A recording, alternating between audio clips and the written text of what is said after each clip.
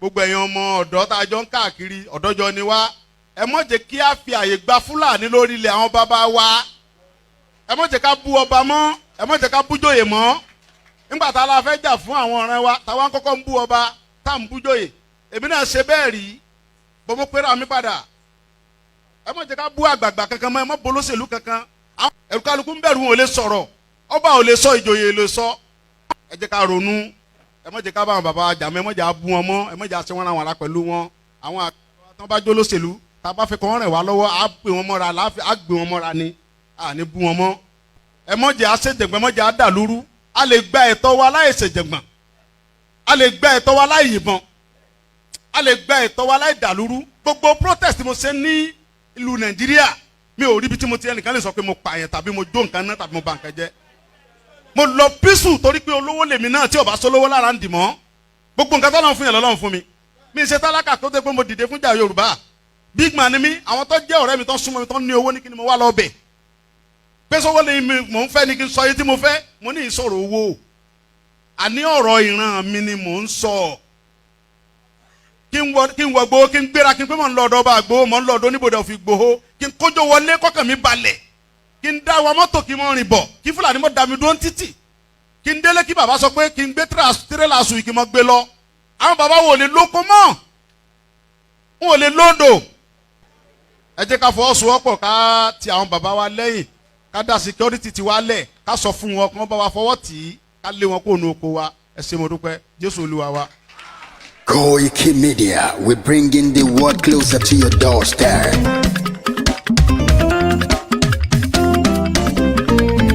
Koikimedia, Koikimedia, Koikimedia, we bringing the world closer to your doorstep. Koikimedia, Koikimedia, Koikimedia, we bringing the world closer to your doorstep. Àwọn sálára àgbà yìí dá, àwa ló láṣà àti èdè. Gbígbédè lárugẹ nílẹ̀ Oòduà o, àwa gangan ni bàbá. Koikimedia, Koikimedia, Koikimedia, we bringing the world closer to your doorstep. They never sabi wetin we carry for her. But they move closer before they go sabi. I said they never know wetin we carry for body. But they move closer before they go sabi. Ọ̀kín lọ lọ́jà ẹyẹ, kìnìún ló ló lajú. Ẹyẹ tó dorí kodò bí àdán ọgbẹ́jẹ lẹ́nu. Ká ṣiṣẹ́ fún ilẹ̀ bàbá wa, ká ṣiṣẹ́ fún ìlú bàbá wa, ká jùmọ̀ sowọ́pọ̀ ká lè kó Odùduwà. Odùduwà kò bá lè gbé wá. Ọmọ Odùduwà ṣe gírí, ẹ dìde fún ẹ̀tọ́ adúláwọ̀, ká lè jọ jùmọ̀ gbé délẹ̀ ìlérí, káwa lè gba ògo ilẹ̀ wa, ká ṣiṣẹ́ ká lè jọ gbàdé, ká lè gbàdé adé adúláwọ̀, àwa ni mọ̀lẹ̀ tí yóò tàn káàkiri. Pé ọmọ Odùduwà ni wá. Koikimedia, àwa là ń gbé tó lárugẹ. Ètò tó pọ̀jù owó tiwa mọ́ ni. Kásá ẹgbẹ́ polówó ọjà wá kájé bùgbà yín jẹ. Ètò tó pọ̀jù owó tiwa mọ́ ni. À ń gbé tó lárugẹ, à ń gbàsà lárugẹ. Ètò tó pọ̀jù owó tiwa mọ́ ni. News and sports ẹ máa rí gbọ́. Ètò tó pọ̀jù owó tiwa mọ́ ni. Ọmọ Ìjẹ̀bú alárẹ̀ mi ló ní kí n máa ké tantan. Koikimedia ọ̀rọ̀ lágbájúmọ̀ mi o, máa bá ṣẹ̀rẹ̀ lọ o. Ọmọ Yorùbá nìyẹn, ọmọ Yorùbá tata o. À ń gbádùn rẹ, ọmọ Ìjẹ̀bú alárẹ̀ mi, ṣẹ́yìn ló máa fi dìbò tẹ̀ mọ́lẹ̀ o.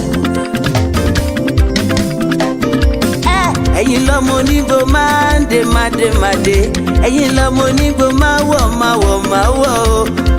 Igbó máa wọ̀ tó àjòjì ò gbọ́dọ̀ wọ̀, àjòjì tó bá wọ̀ bẹ́ẹ̀ á tẹ̀lé ní ẹbọra.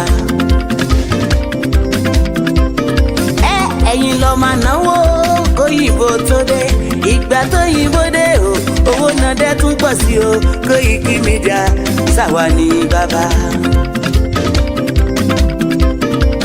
Koikimedia àwọn ní bàbá. Koikimedia àwọn ní bàbá. Àdáńtọ́ àtúnpèrègèdè. Koikimedia àwọn ní bàbá. Àwa là ń gbé tò lárugẹ jẹ́ ká jọ gbọ́ o. Koikimedia àwọn ní bàbá. Àtúnjà fẹ́tọ̀ ilẹ̀ wa fẹ́tọ̀ ilẹ̀ Yorùbá. Koikimedia àwọn ní bàbá. Ọmọ Òdùwà ni wá o tọkàntọkàn. Koikimedia àwọn ní bàbá. Ikú tí ó ṣe bí lébi òsì àdìmú bàbá iyọ̀. Koikimedia àwọn ní bàbá. We bring you up closer to your doorstep. Koikimedia àwọn ní bàbá. Afẹ́fẹ́ tó ń fẹ́ òòdùn kan kí oko lára ni. Koikimedia àwọn ní bàbá. Àpèrègèdè Olódùmarè ló fún wa ṣe. Koikimedia àwọn ní bàbá. Gbogbo ayé ẹ gbọ́ àwa ní bàbá o. Koikimedia àwọn ní bàbá. Ẹ máa bọ̀ wá ẹ gbé polówó ọjà yín wá o. Koikimedia àwọn ní bàbá. Òdúdúwà la gbé dání òtítọ́ la gbé dání. Koikimedia àwọn ní bàbá. A kì í sọ̀dálẹ̀ a kì í sóníkèéta. Koikimedia àwọn ní bàbá. Àdúró tán a tún pèrègèdè. Koikimedia àwọn ní bàbá. Koikimedia we bring you up closer to your doorstep. Àwọn ní bàbá. Koikimedia is around. To give us latest. Is around o. Give us latest. Ladies and gentlemen, Ẹ mú kalẹ̀ sílẹ̀, ẹ tẹ́tí ẹ gbọ́ ètò tó kojú gbogbo. ladies and gentlemen, Ẹ mú kalẹ̀ sílẹ̀, ẹ tẹ́tí ẹ gbọ́ ètò tó kojú gbogbo. Koikimedia is around. To give us latest. Koikimedia.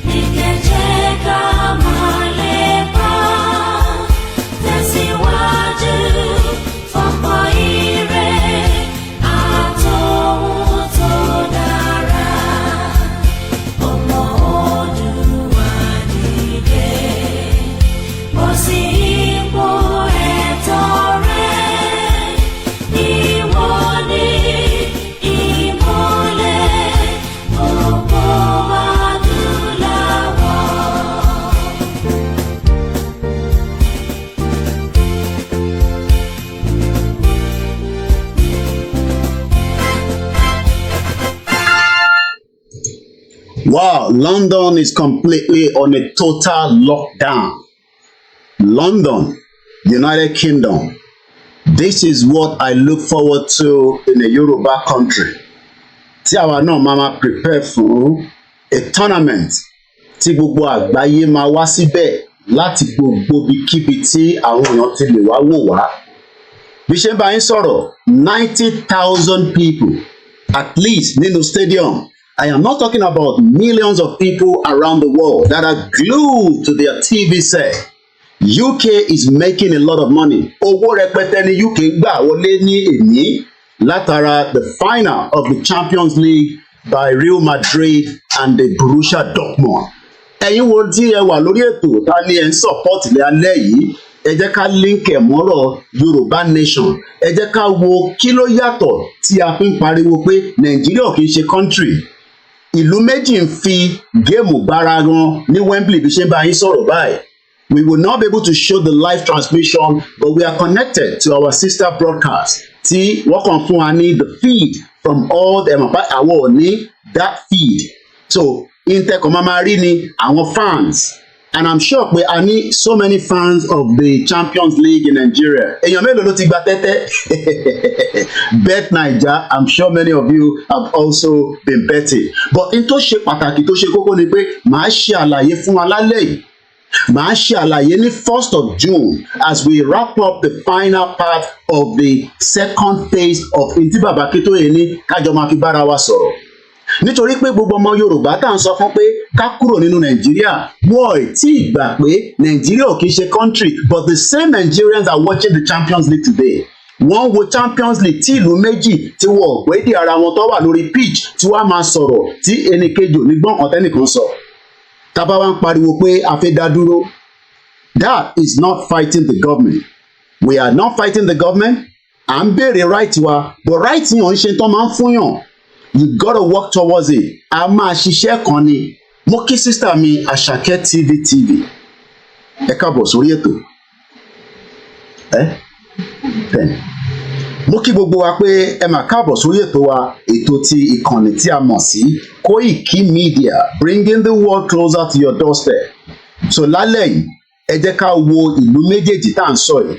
Spain àti Germany. Mo fún wa ní population Spain is less than 50 million. So èyí tí à ń sọ pé Yorùbá ò lè dá dúró, but ó lọ ń wo Spain àti Germany tó ń gbá bọ́ọ̀lù lọ́wọ́lọ́wọ́ nísìnyí. You are a fan and there's nothing wrong in that. I am not a football fan, but I follow what is happening around me because as a journalist, I gbọ́dọ̀ monitor gbogbo tó ń lọ. But ìwọ tó ń support football ta lẹ́yìn, o ò dẹ̀ support Yorùbá nation, sórí pé kò make sense. Because ìjà tá à ń jà fún lẹ́ni ìjà irú àwọn tí àwọn ará Spain, àwọn tó ń pè ní Spanish àtàwọn German, ìjà tó jà táwọn ọ̀ràn wọn fi débi tó dé lẹ́ni. Mo máa kí gbogbo ẹ̀yin olólùfẹ́ wa láti orí bàbá wa tí ó ń darí ètò, ìyẹn bàbá wa Alana, the one and only Professor Adébánjí Akíntóyè, tí ó ní làákàyè tó ń wo future pé bàbá wo lọ́wọ́ parí iṣẹ́ yìí, òun gbọ́dọ̀ parí ẹ̀. Látara bẹ́ẹ̀ mo kí gbogbo àwọn ọba ilẹ̀ Yorùbá pátápátá láì yọ ẹnìkankan sílẹ̀. Mo lọ bẹ́ẹ̀ mo kí gbogbo àwọn ẹgbẹ́ YSDM láti Ọ̀túnba Adémọ́lá. Mo wá lọ bẹ́ẹ̀ mo kí gbogbo àwọn tí wọ́n ń fọ́lò ìrìn àjò Yorùbá nation títí dibi tó dé lénìí.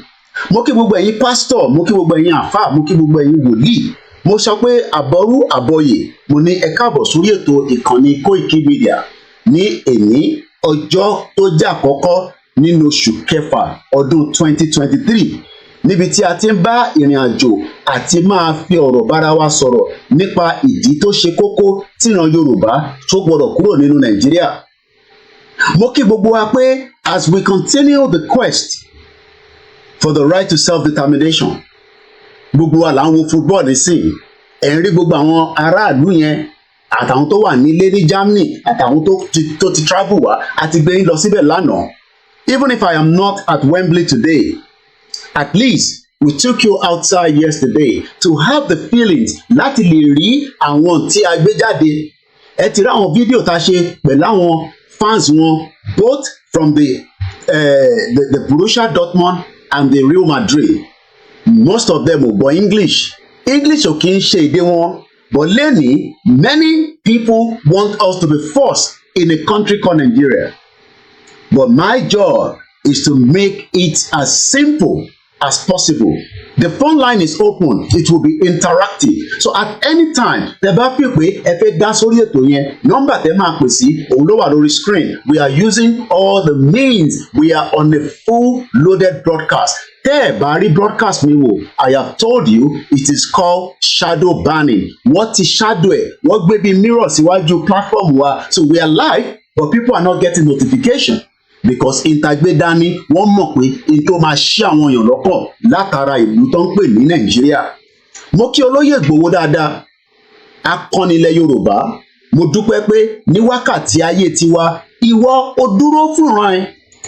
Àní gbàgbé ẹ, àjọ máa délẹ̀ lérí ni gbogbo ẹni tó bá ní àní délẹ̀ lérí lórúkọ Jésù àwọn ọlọ́ọ̀ni bá wa débẹ̀ nítorí pé ìta ń béèrè fún igbe àwọn mẹ̀kúnnù ó ti dọ́dọ̀ Ọlọ́run. Mo dẹ̀ bẹ̀ wá, please do not say anything about Christianity àti Islam. Leave the religion alone. Let's face the main purpose tí a fi gbé Yorùbá nation dání. ẹni tó bá fẹ́ máa ṣàdúrà ẹ fi wọ́n sílẹ̀ ní gbogbo ìlànà tó gbé dání nítorí pé àwọn tẹ̀ ń lọ́wọ́ football wọn nísìnyí àti ìlú wọn most of them do not believe in any religion. Not that they don't have Christianity or Islam in these two countries tí a máa fi ṣàpèjúwe for the 3 hours or more in this program. So the Spanish people, they have their religion. The German people have their religion. And some of them do not believe, but they expect their government to do the needful. Nigeria ti lọ, ó ti collapse. It is just about when it is finally going to crumble. So a dúpẹ́ lọ́wọ́ bàbá wa Olóyè Ìgbòho. The number to the studio, and I will not be able to, to be distracted. But I just want us to remain focused. Nítorí pé self-determination tá à ń fẹ́, òun ló máa fún àwa náà ní opportunity to have been able to travel. Many of you should have traveled to UK for the purpose of watching the football or even come and feel the ambience. Mo kí bàbá mi Bóyè Máyùngbé àbí Máyùngbà. Wọ́n ní ọmọ Yorùbá, ọmọ aládé Oòduà, kí alàgbà kí a lè gbé iṣẹ́ lóko tó fi dúró. Yoruba nation is the final solution. Mo kí àmì Elizabeth Adesanya, Mr. Lawale Taiwo, good evening to you. Simple Rahim, good evening, and the rest of you that have joined us on all the platforms. Kò ní dá òní ṣoríire wọ́n tó ní end all this Yoruba nation, it is going nowhere. Wọ́n ti ní ká má ṣépè mọ́, but mo sọ fún ẹ pé òní ṣoríire for coming here and be telling us that olórí burúkú ọmọ Fúlàní, bomb bastard. Ẹ má bínú, àwọn bẹ́ẹ̀ náà máa fún wọn lépè. Torí pé tá a bá fún wọn lépè, wọ́n máa fi tiwọn kò gbójú ẹ̀ jáde àmórúkọ ẹ̀. Only end this Yoruba nation. It is not taking you anywhere. And that is the reason why you have suffered in Nigeria. Ọmọàlè. Olórí burúkú somebody. Ẹ má bínú wọn ní ká má ṣe pé mọ́. But lẹ́ẹ̀kọ̀ọ̀kan láwọn èèyàn bẹ́ẹ̀ yẹn gbọ́dọ̀ máa fún wọn lépè. Because ìyà tó ń jẹ wá lẹ́ni látara the fraudulent 1914 amalgamation táwọn òyìnbó lórí burúkú tó lọ gbé jáde. Látara pé kí ìran wa kó má bàa lè máa gbádùn. Many of them today are watching football. Ẹlòmíì ní sí torí pé kó lè wo football ó lọ ra bíà ó jókòó sí bíà palọ torí pé kò ní sport tó máa fi wò nínú ilé ẹ̀ kò níná. Most of you tẹ́ ẹ wà Nàìjíríà nísìn ẹ níná láti fi wo football ní life. Tẹ́ bá tẹ́ wà níná ẹ ní owó because Nàìjíríà ti wà ní poverty stage. So most of you ẹ lọ wò ní bíà palọ, ẹ lọ wò ní club house kan, ẹ jókòó síbẹ̀ ẹ ra ìgò ọtí bíi méjì mẹ́ta. Even tó jẹ́ pé ó jẹ́ kí gbogbo ẹ̀yin ọ̀dọ́ àtàgbàlagbà àtàrúgbó ó jẹ́ kẹ́ máa wọ plane Yorùbá plane kẹ́ máa land sí Heathrow Gatwick kí ló èmi wá máa fi Uber máa fi gbé yín kájọ máa mẹ́kọ̀ owó kẹ́ wá wo football. But unfortunately many of you will not be given the opportunity by the British to come to this country. Bó bá máa wá nísìn wá ní kẹ́ lọ gba visa. Mo kí gbogbo ẹ̀yin tí ẹ ti darapọ̀ mọ́ wa lórí Facebook Ọlánìpẹ̀kun well plenty, thank you so much. Mo lọ bẹ́ẹ̀ mo kí gbogbo ẹ̀yin olólùfẹ́ wa tí ẹ̀ ń gbọ́ wa tí ẹ̀ ń fi àníyàn bá lọ. Mo pe ẹni tó bá wá sọ kábàkábà irú ẹ̀yin á máa fún yín lépè ni. Kò sọ́gbọ́n ẹ̀. How can we have Yoruba people that cannot watch the football right in their house? I am not talking about àwọn tó ní owó. I'm talking about every Yoruba person. Ó ní right láti wo football yìí nínú ilé ẹ̀ tó bá jẹ́ pé ó ń ṣiṣẹ́ déédéé tó dẹ̀ ní owó lọ́wọ́. Tó bá jẹ́ pé wọ́n fún yín níná. Àwa náà ní services yẹn à ń sanwó fún ni. Èmi ò gba Sky Sport because I am not a sport person. But àwọn tó bá fẹ́ wo football yìí nísìnyí tó o bá tẹ̀lé Sky Sport nínú ilé wọn o lè sanwó one off láti fi wò ó tó o bá tẹ̀lé lọ sí stadium. Kí ló dé tí ọ̀pọ̀lọpọ̀ yín ò lè wá sí UK láti wá wo football yìí ní live? It's because British ló lọ́ọ̀kì wa pé ká má bàa láǹfààní láti wá jẹun táwọn ọmọ ìlú tẹ̀ ń rí àwọn Real Madrid fans. Most of them have arrived. Àwọn tó tẹ̀ ń gbé ní Spain àti ní Germany. Ààrẹ ẹni tó dé láti Finland nígbà tá à ń ṣe program yẹn lánàá. I met somebody that told me that Finland lòun ti dé. How can we live in a country where you are now following a sport tó ń gbá níta but ní opportunity láti lè enjoy it in a proper way? That is the argument. Why has it taken 63 years for Nigeria to provide the basic services for you to enjoy this game, which is the Champions League final in UK?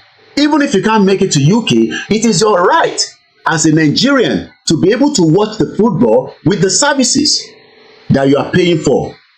But many of you today, you are poor. Many of you today, you don't have the jobs. Many of you today, you are all struggling.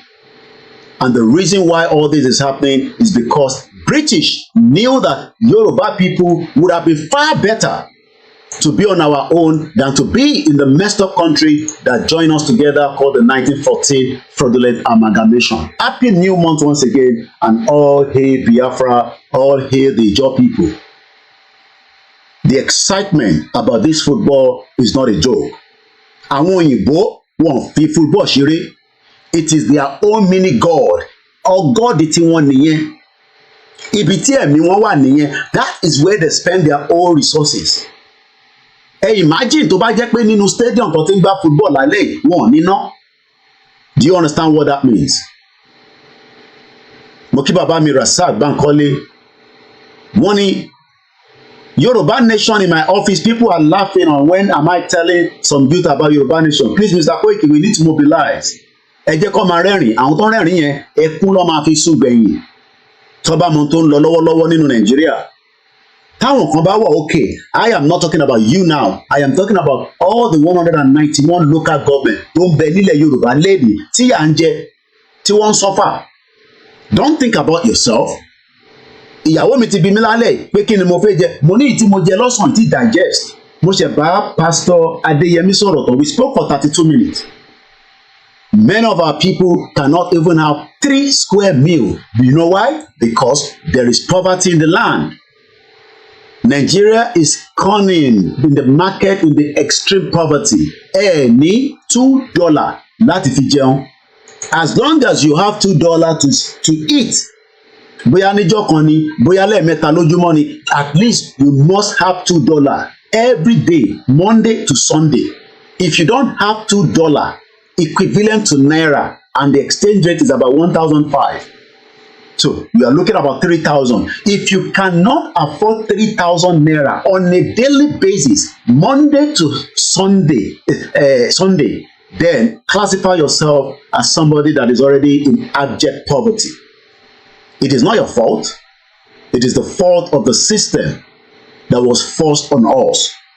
And that is where we will continue as part of our discussion. Lórí tí Bàbá Akíntóyè tó ní kí n máa fi ṣe àpèjúwe fún yín. So I will keep the screen like that. I will not try to move around with the screen so that we will continue to see. Because mo fẹ́ jẹ́ kí ẹ̀mí yín wà nínú game yẹn náà.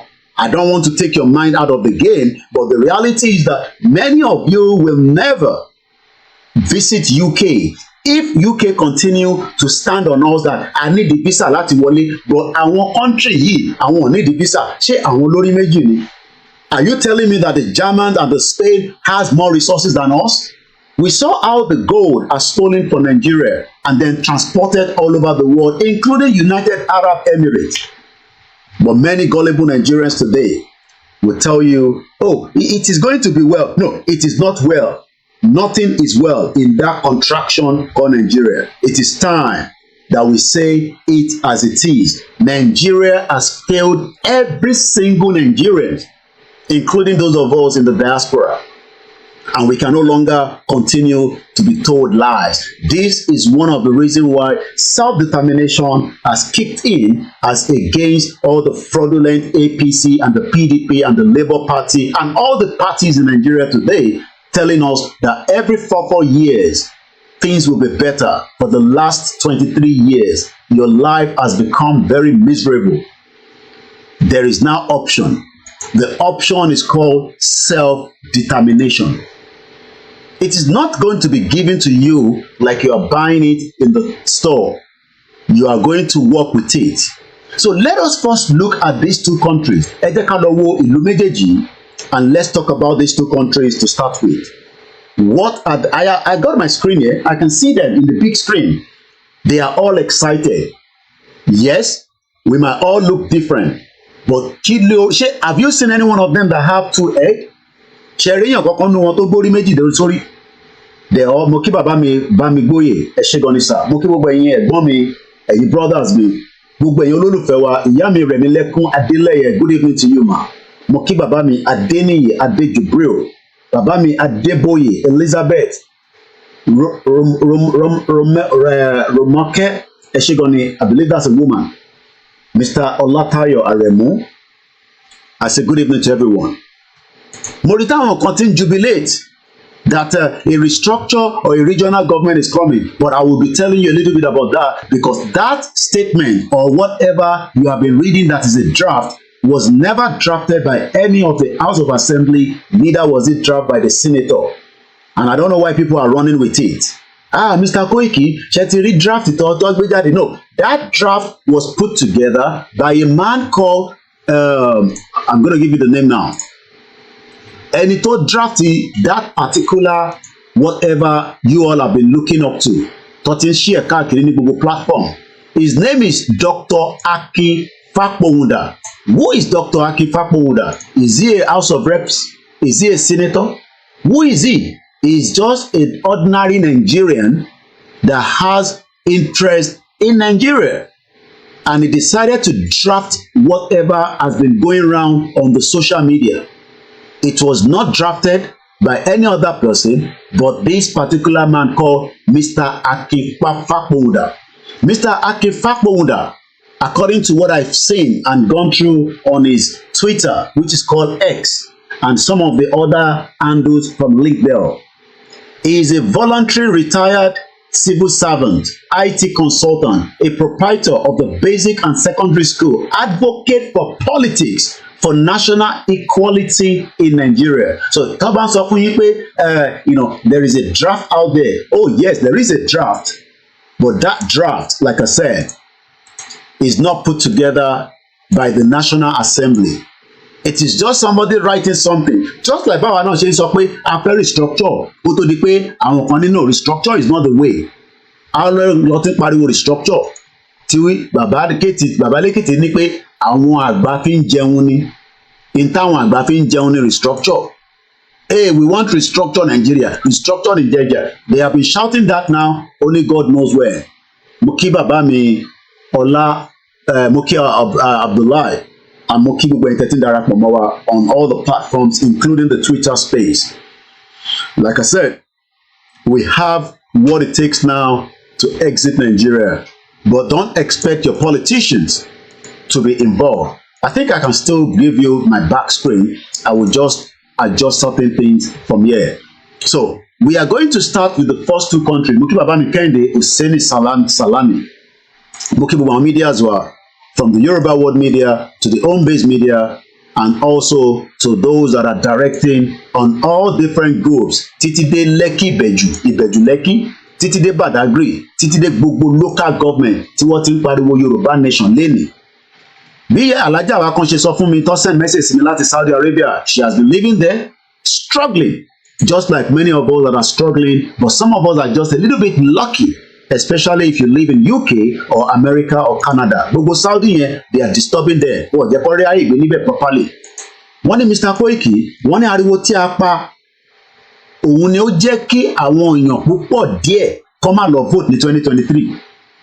Even though we argue that election was not the way out. But nítorí pé èmi ló kàn dé, ó ní òun lòun máa kàn, òun nìkan ló kàn, òun àtàwọn family òun máa transform Nigeria. Happy New Month, Mr. Emmanuel Adeniyi Tosin. Ẹ bá wa pín ètò yìí, as we always say, because if you don't share and comment, the social media does not know what it is entail. Like I said, you are only watching what is called, the side view from different cameras from this channel that we are connected to. You are not watching the right football right inside the Wembley, because that will not be allowed. It is $1 billion business.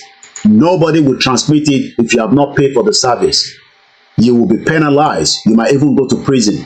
But what you're watching right now is just the fans' images alone, as they are all looking forward to whatever. Live, because I am not watching it live.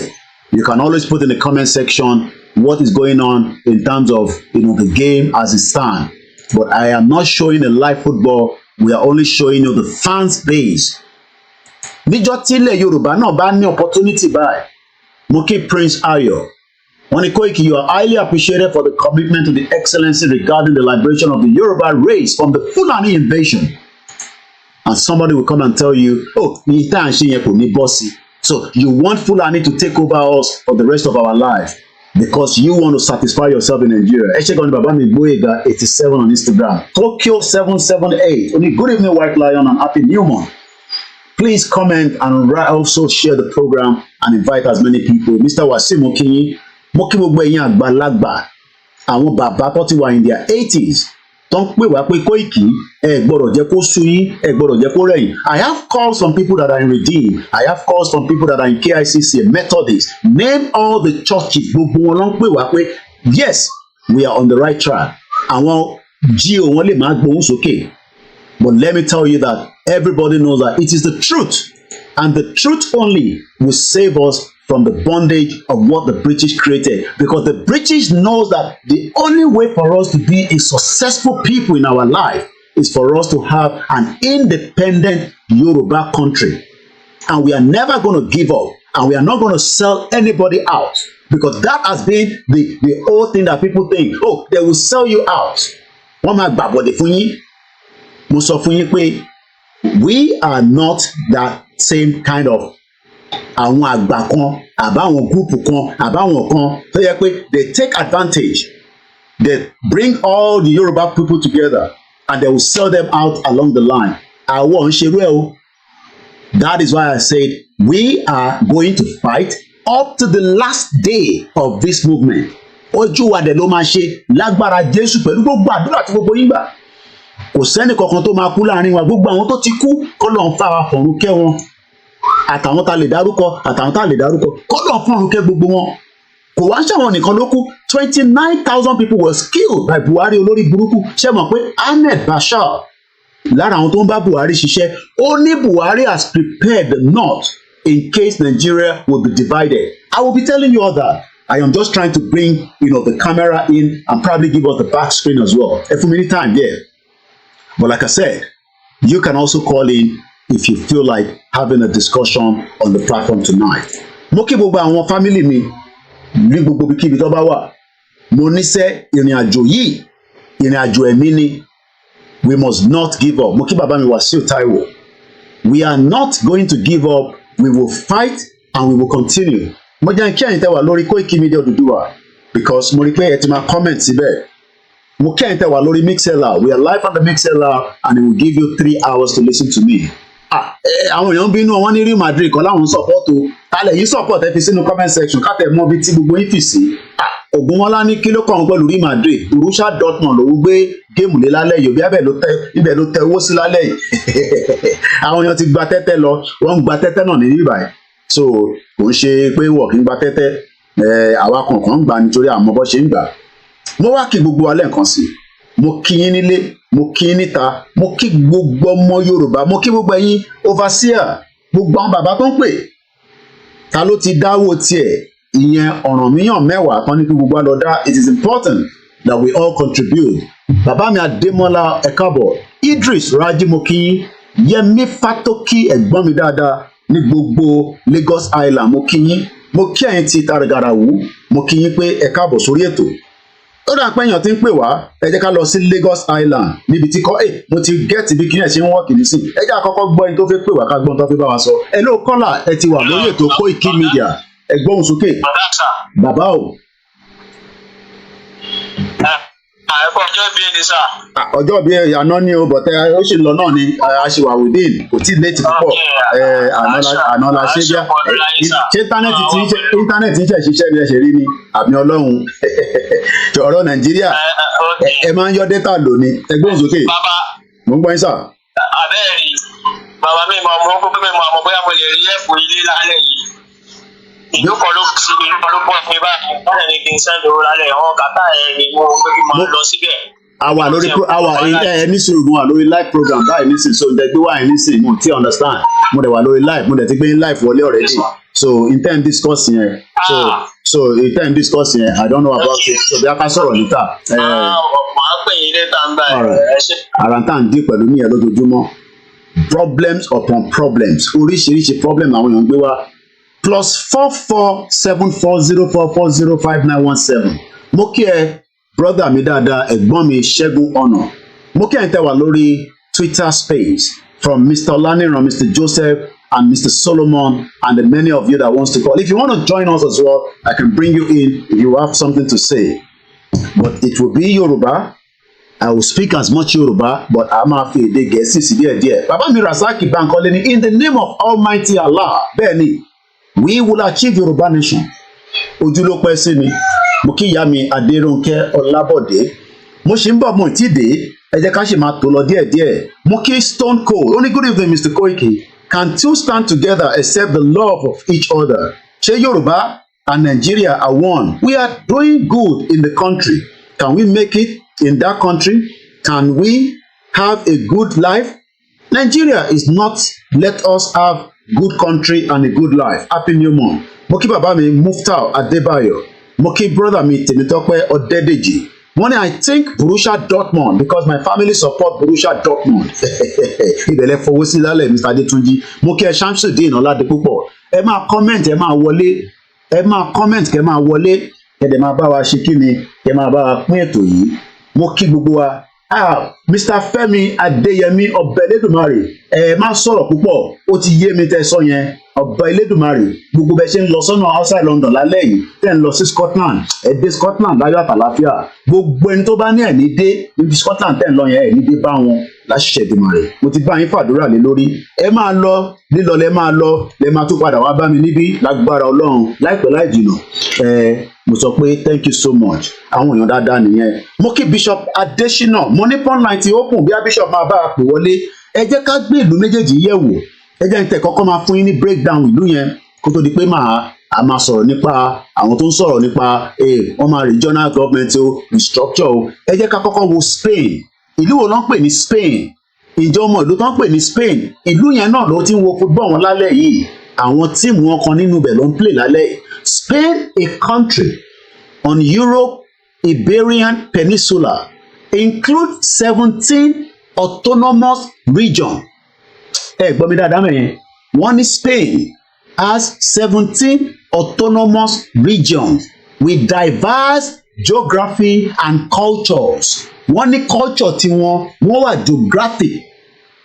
The capital city is Madrid, is the home to the Royal Palace and the Prado Museum, housing works by European master Sagavio as a medieval castle, an intact Roman Adetot Catalonian capital. Barcelona is defined by Antoni Gaudí's Huáscar modernist landmark like the Sagrada Family Church. Capital one is Madrid. Wọ́n ní èdè tó ń sọ níbẹ̀ èdè panyá ni. Tó o bá gbọ́ èdè panyá o lè gbé níbẹ̀. If you're gonna live in Spain, you would have to understand their language. O gbọ́dọ̀ mọ èdè wọn. Mo fẹ́ lọ gbé níbẹ̀. You must know the language. If you don't know the language, you cannot live there. But many Yoruba people today, urban opportunity, not everybody, but majority of you, if I say visa Spain is ṣílálẹ̀ ìyàn kan ló pè ní sí problem kan tó gbé wá nísìn àtẹ̀jẹ́ kó sọ̀rọ̀ kan ká tó cut it out. There are 47.78 million. They have their own dialing code. Their official language is Spanish. Kí ló dé tó ṣe máa sọ English? Ẹ jẹ́ ká lọ wo history Spain. Ká lè ní background understanding of ìlú tá à ń sọ yìí. Because gbogbo ìlú náà ló ní ìrìn àjò tiwa àwọn òyìnbó lọ́wọ́ àdàrú ní 1914 fraudulent amalgamation. Àwọn ọlọ́kàn bá tiwa síbi tá a wà lénìí. Ẹ jẹ́ ń lọ sí orí backup YouTube channel wa kí lọ kí àwọn èèyàn. Mo kíyà wa gbogbo yín tó ní ages. Ẹ káàbọ̀ sórí ètò Koikimedia, bringing the world closer to your doorstep. Bẹ́ẹ̀ ṣe ń wọlé ní méjì mẹ́ta, ẹ bá wa máa ju program yìí sí gbogbo ibi tó yẹ kó dé. Nítorí pé the whole world is locked. Bàbá mi Waris Jinadu ni an independent Yoruba indigenous independent with one language, one culture, one tradition, unity free of location 419 anthem, clauses of different languages and cultures unite in the brotherhood. Nǹkan sọ níbẹ̀ tó bá gbọ́ gbogbo ìwé ẹ̀ ni pé our better off as an independent people. Kì í ṣe tribes, we are indigenous ethnic people. Mo kí Mr. Gbadamosi Ismaila, mo kí bàbá mi Waris lẹ́ẹ̀kan sí. Wọ́n ní what kind of soccer league tournament and tourism industry like this would draw about $30 billion international tourism into the Yoruba land under Nigeria artificial state entity. Insecurity is a question mark. Ṣé tíwọ náà bá tó bá gbọ́ pé wọ́n jíyàn gbé ṣé wàá lọ wo football ní Adamasingba ní ìlú Ìbàdàn níbi tí wọ́n lè máa gbá bọ́ọ̀lù lọ́kàn múná lọ. Ìwọ nísìn òun wo football tó ń gbá níta.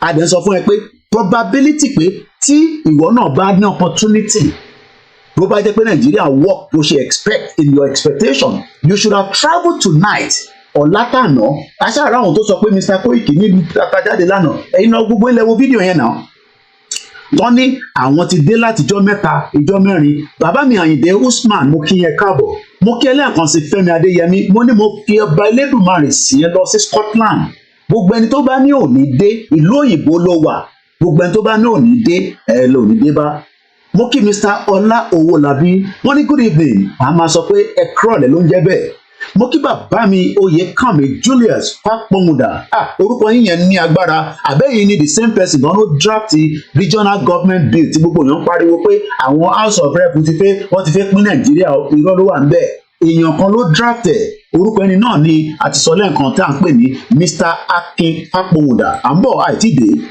àníṣe Mr. Warizi ní an independent indigenous people one language èdè kan one culture àṣà kan one tradition tó bá wọ agbádá nísìn wọ́n mọ̀ pé ìran Yorùbá ló wọ agbádá ọmọ Ìgbò tó bá wọ agbádá jẹ́ pé bóyá ó ní òde ọmọ Yorùbá kan tó ń lọ ni tí bá ní mo fẹ́ jẹ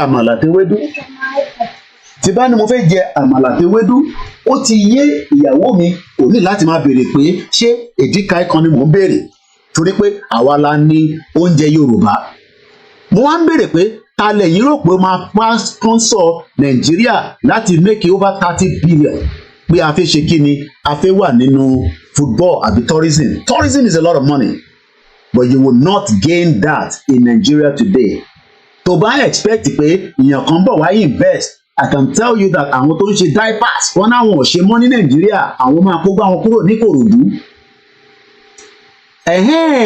mo sọ bẹ́ẹ̀ náà pé nígbà tí mo ti rí Fápọ̀mùdà brother mi tó ń ní Koiki àbúrò is my brother Abuja ló ń gbé ẹ bá ń kí wọn dáadáa àwọn ni wọ́n draft tí gbogbo èèyàn tó ń carry along nísìnyí pé àwọn house of rep kan ló draft ẹ o wọ́n náà wọ́n draft ẹ káwọn wá fún house of rep members wọn ní state wọn mọ state tó ti wá you can go and pick up your iPad there in your phone.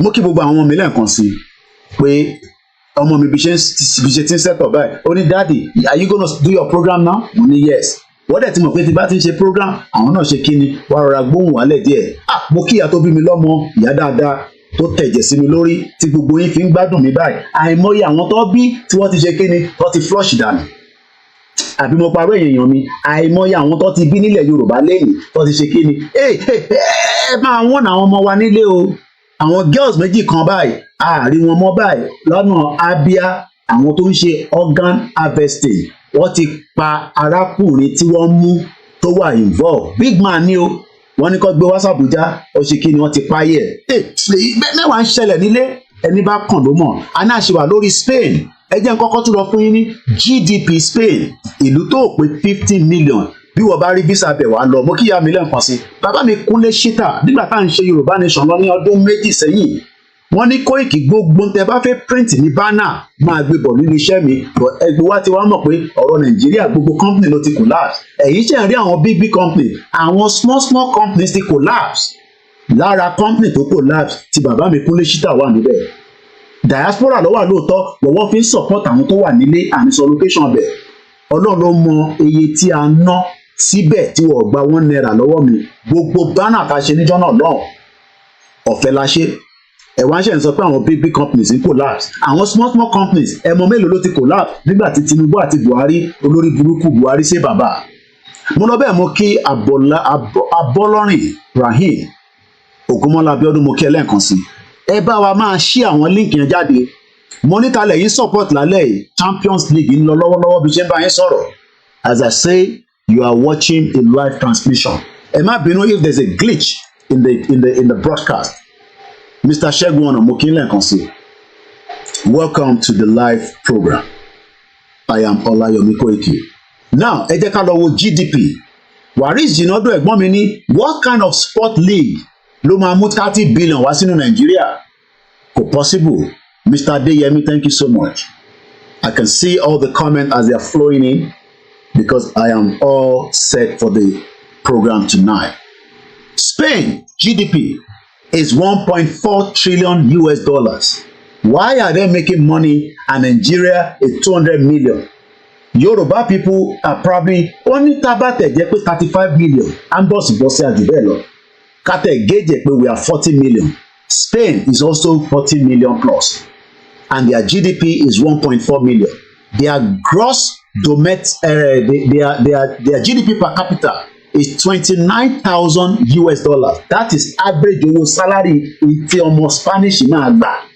What is from Monday when it strike Imawa, but I don't trust the NLC. Tinubu bá ti fún olówó lọ́la nísìn tí ló máa nọ́mà náà and call off for strike. We have a caller that is calling in. Gbogbo nọ́mbà tẹ́ máa fi pè ló wà lórí screen yẹn. Kò sẹ́nìkan tó máa sọ pé wọ́n mọ nọ́mbà tẹ́ fẹ́ fi pè wọlé. But we have somebody that is coming through and let's go and pick the call. Hello, ẹ káàbọ̀ sórí ètò wa Prince. Ẹ káàbọ̀ kálẹ̀ sà. Ẹ káàbọ̀ dádì. Ẹ káàbọ̀ sà. Hello sir. À ń gbọ́ yín kétékété. Ẹ kú ètò. Time kan náà lájọ wà mo àmọ́ bóyá Nàìjíríà lẹ wà ní bí Áfíríkà lẹ wà ní bóyá Yúróòpù ni bó tó bá jẹ́ Nàìjíríà time kan náà lájọ wà. Aago 10 ló fẹ́ lọ lù ní London, aago 10 náà ló fẹ́ lù lọ́dọ̀ yín lọ́hùn. US ni mo wà. Ok, ẹgbọ́n sókè sà, ẹ ti wà lórí ètò gbogbo èèyàn gbọ́ yín ká gbọ́n tẹ́ fẹ́ bá wa sọ. Prince Owóyọmí lórúkọ tí. Ẹ ṣé gan ni sà.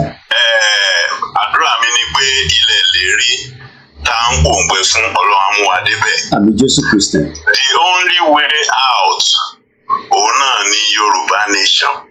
Kò sí ọ̀nà àbáyọ gbogbo wọn restructure wọn padà sí old national anthem. What has that got to do with gbogbo suffering tí a ń go through ní orílẹ̀-èdè wa ń sìn nílẹ̀ Yorùbá tí ìran Yorùbá tí wọn ò lè rìn lórí ilẹ̀ wọn tí wọn ò lè lọ oko tí wọn ò lè lọ sínú irun ṣọ́ọ̀ṣì tí ìbẹ̀rù ìbojú pé ká máa wà pa wọn mọ́nú ṣọ́ọ̀ṣì. Kábíyèsí Elédùmarè. I wonder why some Yorùbás mostly àwọn tó ń kàwé tí wọ́n tún máa against Yorùbá nation. Tí wọ́n tún máa bú bàbá Akíntóyè tá máa bú ṣe Sunday Igboho. It's quite unfortunate. Ẹni ọmọ Yorùbá tó bá ṣì believe in one Nigeria a jẹ́ pé ó nílò ọpọlọ yẹ ọpọlọ wọn wò sá. Òdodo ọ̀rọ̀. Gẹ́gẹ́ bí nǹkan bẹ́ẹ̀ ṣe máa ń sọ gbogbo àwọn olóṣèlú nílẹ̀ Yorùbá. Almoruf Arẹ́gbẹ́ṣọlá of recent ló lọ ń ya fótò àwọn jàgàbá tó ní bàbá Awólọ́wọ̀ ẹ̀rà lòún fẹ́ padà sí. This man has served 80 years as governor ní Ọ̀ṣun state. Kò rántí Awólọ́wọ̀ ẹ̀rà ń gbà yẹn. Under Tinubu under Buhari kò ṣe nǹkan kan láti lè rántí ẹ̀. Nísìn 2026 ó ń prepare again. Ó ń sọ̀rọ̀ nípa ayé Awólọ́wọ̀ làwọn fẹ́ padà sí. These people are just deceiving us. They cannot offer nothing. Àwọn olóṣèlú nílẹ̀ Yorùbá it's like ṣe rí ọpọlọ wọn idea wọn ó ti yàtọ̀ sí ti ayé àwọn bàbá Awólọ́wọ̀. Ayé àwọn Fúlàní ìgbé ayé tí Fúlàní ń gbé làwọn olóṣèlú wa ń gbé sìn. Wọ́n fẹ́ sọ ìran Yorùbá di àlùmájèrè bíi ti àwọn Fúlàní ni. They have nothing to offer to the Yorùbás. They are just for themselves. Títorí àwọn owó tí wọ́n make wọ́n kúrò wọ́n tún fọmọ wọn rọ́pò ara wọn. Káwọn èèyàn kan máa suffer kan máa jìyà lọ. I mean, ẹni Yorùbá tó bá ṣì ń ronú nípa àwọn Nàìjíríà bí restructuring wọ́n ní àwọn ọpọlọ sá. Ẹni Yorùbá tó bá ṣì ń sọ pé United States of Nigeria gẹ́gẹ́ bí ọ̀gbẹ́ni Adésínà kan tó ń sọ. ó nílò àrùn ọpọlọ.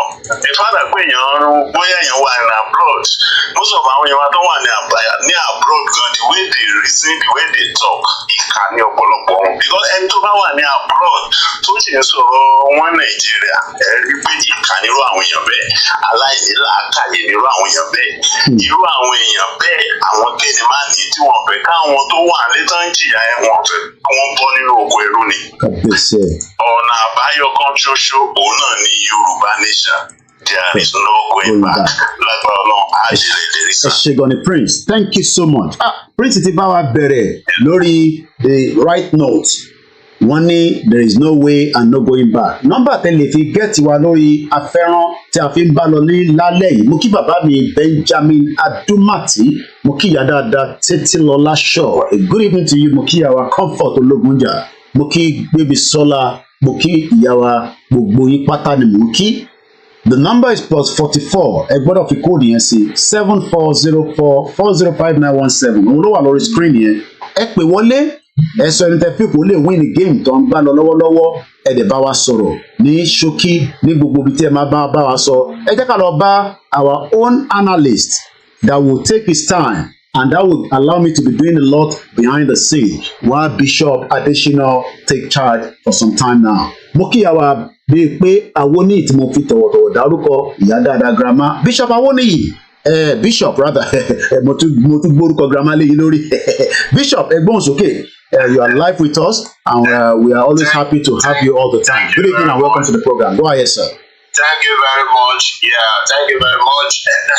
And I want to say happy birthday in arrears. Thank you so much, sir. God bless you. Ẹ ṣé gan ni. Yes, sir. Now, Nigeria, the reason why we call on the program like this is not just to complain and abuse so that people will get it clear.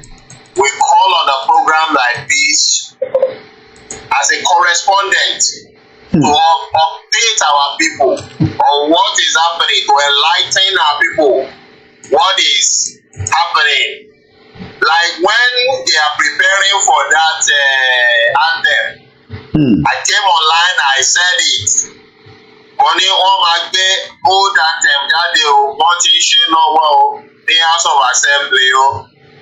Wọ́n bá sọ àwọn ọ̀rọ̀ báyẹn jáde, especially when you are having program and you are giving us privilege to call and tell and educate our people like this. Most our Yoruba people, they feel like a desical about it, they will now be complaining. What are you complaining for? What are you complaining for? Because ohun tí wọ́n ṣe nígbà yẹn is like a coup. Wọ́n gbé síta and within 2 weeks ní àárín àwọn Senate wọ́n ṣe kìíní yẹn kúrúkúrúkúrú láàárín ara wọn. Even the terrestrial news ò gbé because they don't have the information until nígbà tán àgbébò wọ́n jà láàárín ara wọn lórí ẹ̀. Majority carry the vote wọ́n impose ẹ̀ lera wọn lórí. I realize what's this guy Oshomole and some people were saying they should not go ahead with that anthem. Because there are some lyrics on the anthem that is contradictory to our constitution. Like calling us tribe, like calling our land a native land. It's contradictory. Like telling us that we serve our motherland is contradictory because the present constitution specifically target that we serve our fatherland. And that's the reason in all the ministerial you go to your father state where you have the surname. Real Madrid is leading by 2-0 to 0. Yes, to claim your entitlement. But when you are singing an anthem that is claiming motherland and your constitution says you claim fatherland, there is a contradiction, and this will create a problem in future. It will create a problem, and that's why people will keep quiet now. When the problem start having, people will be asking some silly questions of how did we get here? How won't you get there? When you sleeping, when the abnormal is being done. So until we are claiming motherland here, ọmọ àlè á ti pọ̀ jù. Ọmọ àlè á ti pọ̀ jù. And these are colonial anthems that the people sees that is not according to our tradition and culture, and we change to our indigenous anthem. But tí bàbá tó bá wa dá padà, ẹbí wọn iṣẹ́ tí wọ́n ń ṣe, but a ní ìgbàgbọ́ wípé gẹ́gẹ́ bá àwọn Yorùbá ṣe ń sọ, as other Yorùbá always say that pé Tinubu agbèwà débẹ̀. So we are not arguing. We have 3 years months to go. Whatever he's doing, people crying, ebi pa wá, ebi ò tí pa yín, ebi bá pa yín nǹkan lè máa sọ. We are just trying our best over here to assist people that we can assist through financial and trade and all that. So that's what we can do. Don't expect that Nigeria will be okay. If you are talking as if they are doing bad thing, and it's as if you yourself, you are new in Yoruba nation. It will not be okay. Nigeria is supposed not to be okay, so it will not be okay. So you shouldn't talk as if they are. You shouldn't blame them. They are there to ruin the system. And they are there to ruin the system. Every approach they are taking is ruining the system, and that is the evidence that we tell the people that said Yoruba nation wo ẹni fọmọ wá dé. That is what we tell them, that Yoruba nation ló lè ṣe. We don't need to shout and talk now. Ọmọ wa ti débẹ̀, ó ti ṣe ní bẹ̀bẹ̀rẹ̀. So either pampas ló kó sí ìdí fi bẹ̀bẹ̀rẹ̀ or whatever, and you will find out yourself. We are not the one that will tell you. If we are telling you, you will call us a liar. So you should be finding out now. Nígbà tó wé kó ti jump from 160 to 700 naira. So èmi kọ́ ni màá sọ fún ẹ pé Yorùbá nation now you will know pé ó dà pé Yorùbá nation ni o. So you shouldn't be talking about blaming Tinubu and all. Nigeria can never be okay. Let them change the constitution 100 times. It is not the constitution. It is not the constitution that is running itself. The people handling these are set of old men that are in set of courts right from their youth. Now they have succeeded in taking over a national power. And this set of court wọ́n bára wọn jà látọ̀dọ̀ títí tó fi darúgbó bó ṣe wà ẹ́ ni. Wọ́n read their history when they were how they were during the killing themselves with coup upon coup during the military. Are you getting me, Koiki? So this is a moving train. You don't stand in front of a moving train until the moving train crashes. So and the moving train is on the wrong direction. Don't drag it back to the right direction. Leave it. Let it go and crash. So these are simple irony form. So if we have somebody pushing in the House of Assembly for regional system, blah blah blah, àfàdúrà tí wọ́n lẹ́yìn. Àdúrà nìkan rí ṣe. Because that will make the autonomy more easier for referendum, so there won't be bloodshed. Okay. That doesn't mean we will not. That doesn't mean we will not request Yoruba nation again. But it will make self-determination easier, because it will be there, referendum and whatever. But in the present fraudulent constitution, It's not there. The only way to go to live is by war. Is by war. So if they can successfully change the constitution, make it regional, make a referendum and self-determination in the constitution, it make it easier, and it shows that Nigeria will be a bit lawful. But with this constitution, Nigeria is lawless. And these politicians, they took charge of all these traditional endowed people. Some people that are truthful among them, they were relegated. Some people that are ready to compromise among them, they give them money, they expose them into powers and all that. Now, what ẹsẹ̀ kan dúró sórí yẹn, so they look again wípé àwọn olótún láṣẹ wọ́n wò pé ẹ̀sìn àwọn church àwọn mosque and co wọ́n tún wo àwọn tó lè compromise láàrin wọn, wọ́n tún wọ̀ wọ́n láàrin, wọ́n kówó fún wọn, they are using them. That's why you see some church big popular men of God so say are working for these national politicians. They will never tell the church member something you think you should hear.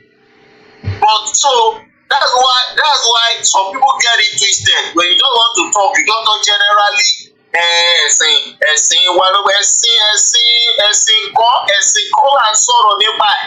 Gbogbo àwọn tẹ gbọ́kànlé nínú ìṣẹ̀ṣe nínú religion the other side, no, they are within politicians. It's few that are not popular and that are disciplined and will not. Ẹ wo fídíò tó jáde lórí ìsí Mountain of Fire and co. Ẹ bá wo fídíò about èèyàn méjì, yes, come testify how that man tortured the church member ẹni o, pastor abẹ́ ẹni o. And it's not tortured, it's not just tortured, ordered police to finish with him, finish his life. And a police that's supposed to be law enforcement of one small rank police from state commissioner and co, èlò ló lè gbé fún wọn that they may just start they get away with the life of somebody tó láṣìírí wọn lọ́wọ́. So Nigeria is beyond that constitution. We need after the constitution there is need of reorientation. Reorientation is not religion, is not you be shocked of yourself. It's not all this reorientation. This political set have to completely step down and go. Why up? So that there will be a new set. Ẹ̀rù yẹn ló ń bà wọ́n, ẹ̀rù yẹn ló ń bà wọ́n eléyìí, because they knew what they did to their own successor, Awolowo, Nnamdi Azikiwe and co. What they did to them, they knew, and I hijack power. They knew what they did. So they are afraid that the younger generation may want to, because of what they call it, repercussion and beginning of man pé ẹ̀san. They are afraid of ẹ̀san. They are afraid. And so they empower some of their breeds. Wọ́n ti kó akáṣọ fún wọn, kó bọ́lé wọn lọ́wọ́. They should be killing the younger generation, just killing. And there is no justice. A lot of, if you go and play back that EndSARS video, when they were doing candle night, yes, Koiki, you will cry. Well, for almost 1.5 hours, I listened for almost 1.5 hours. They were naming the names of people that police has killed unjustly, and there is no justice. They keep on naming people for more than 1.5 hours, and that did not sense any sober reflection to Nigerian state or federal government. It was after that they still went ahead and sent military to keep them and let it to it. So So you see those people, they never pàrọ̀ wà fún. Nítorí ọmọ Yorùbá wà bẹ́ẹ̀ àgbà ọmọ you think Tinubu one person ló lè darí ìlú ni? Ìlú is a government is a system. It's not the person. Nígbà tó ń débẹ̀ ṣe bó sọ, ó ní kóun tó ń débẹ̀ náà ti yọ subsidy. Kò sí kan tó lè ṣe sí ó kàn sọ̀rọ̀ lásán pé wọ́n ti yọ subsidy o tí kò tí ní discipline yẹn how to rule. Ó kàn sọ lásán báyìí, wọ́n ìlú dàrú ni ó yọ sí. So you think he is the one doing all what he is doing, what they tell him to do that he does. So Nigeria ò lè dá tó bá wù yín ẹ má support Yorùbá nation. Bẹ́ẹ̀ vóòtì ọmọ Yorùbá ó máa jẹ president látẹ̀lí dọ̀la na ìyìnbó lè gbé yín. Thank you, Koiki. Ẹ ṣé gan ni Bishop. Well, that is Bishop Adesina telling us exactly what it is.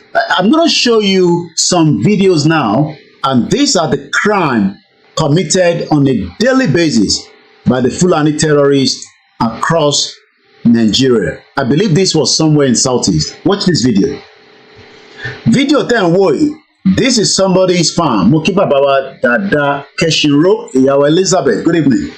Ìṣọ̀kan ọmọ Yorùbá. Thank you so much. Olamilekan Zobo. Good evening and welcome. Ọlá Akinyemi no going back. Mo kí bàbá mi Adeke Benson. Wọ́n ní kò sígbà tí Marco ò ní kú. Yorùbá nation is the answer. Mo lọ bẹ́ẹ̀ mo kí ìyá mi Kẹ́mi Bello.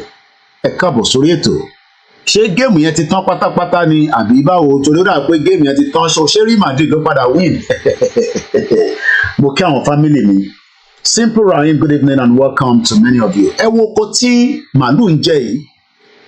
Ó dàbí ìgbà tí wọ́n lọ mo kí ìyá mi Abọ́sẹ̀dé Rachel. Ẹ káàbọ̀ sórí ètò ìyá dáadáa. Mo kí gbogbo ọmọ Yorùbá. Good evening to everyone that has joined us. You can also contribute like others have done. We have just entered the first hour of the program. It is plus 44 74 04405917.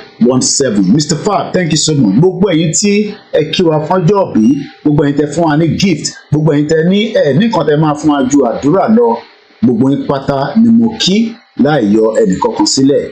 Around the world, mo ní gbogbo ọmọ Yorùbá, ẹ wo bí màálù ṣe ń jẹ oko lóko. Ẹ wo bí màálù ṣe ń jẹ oko lóko.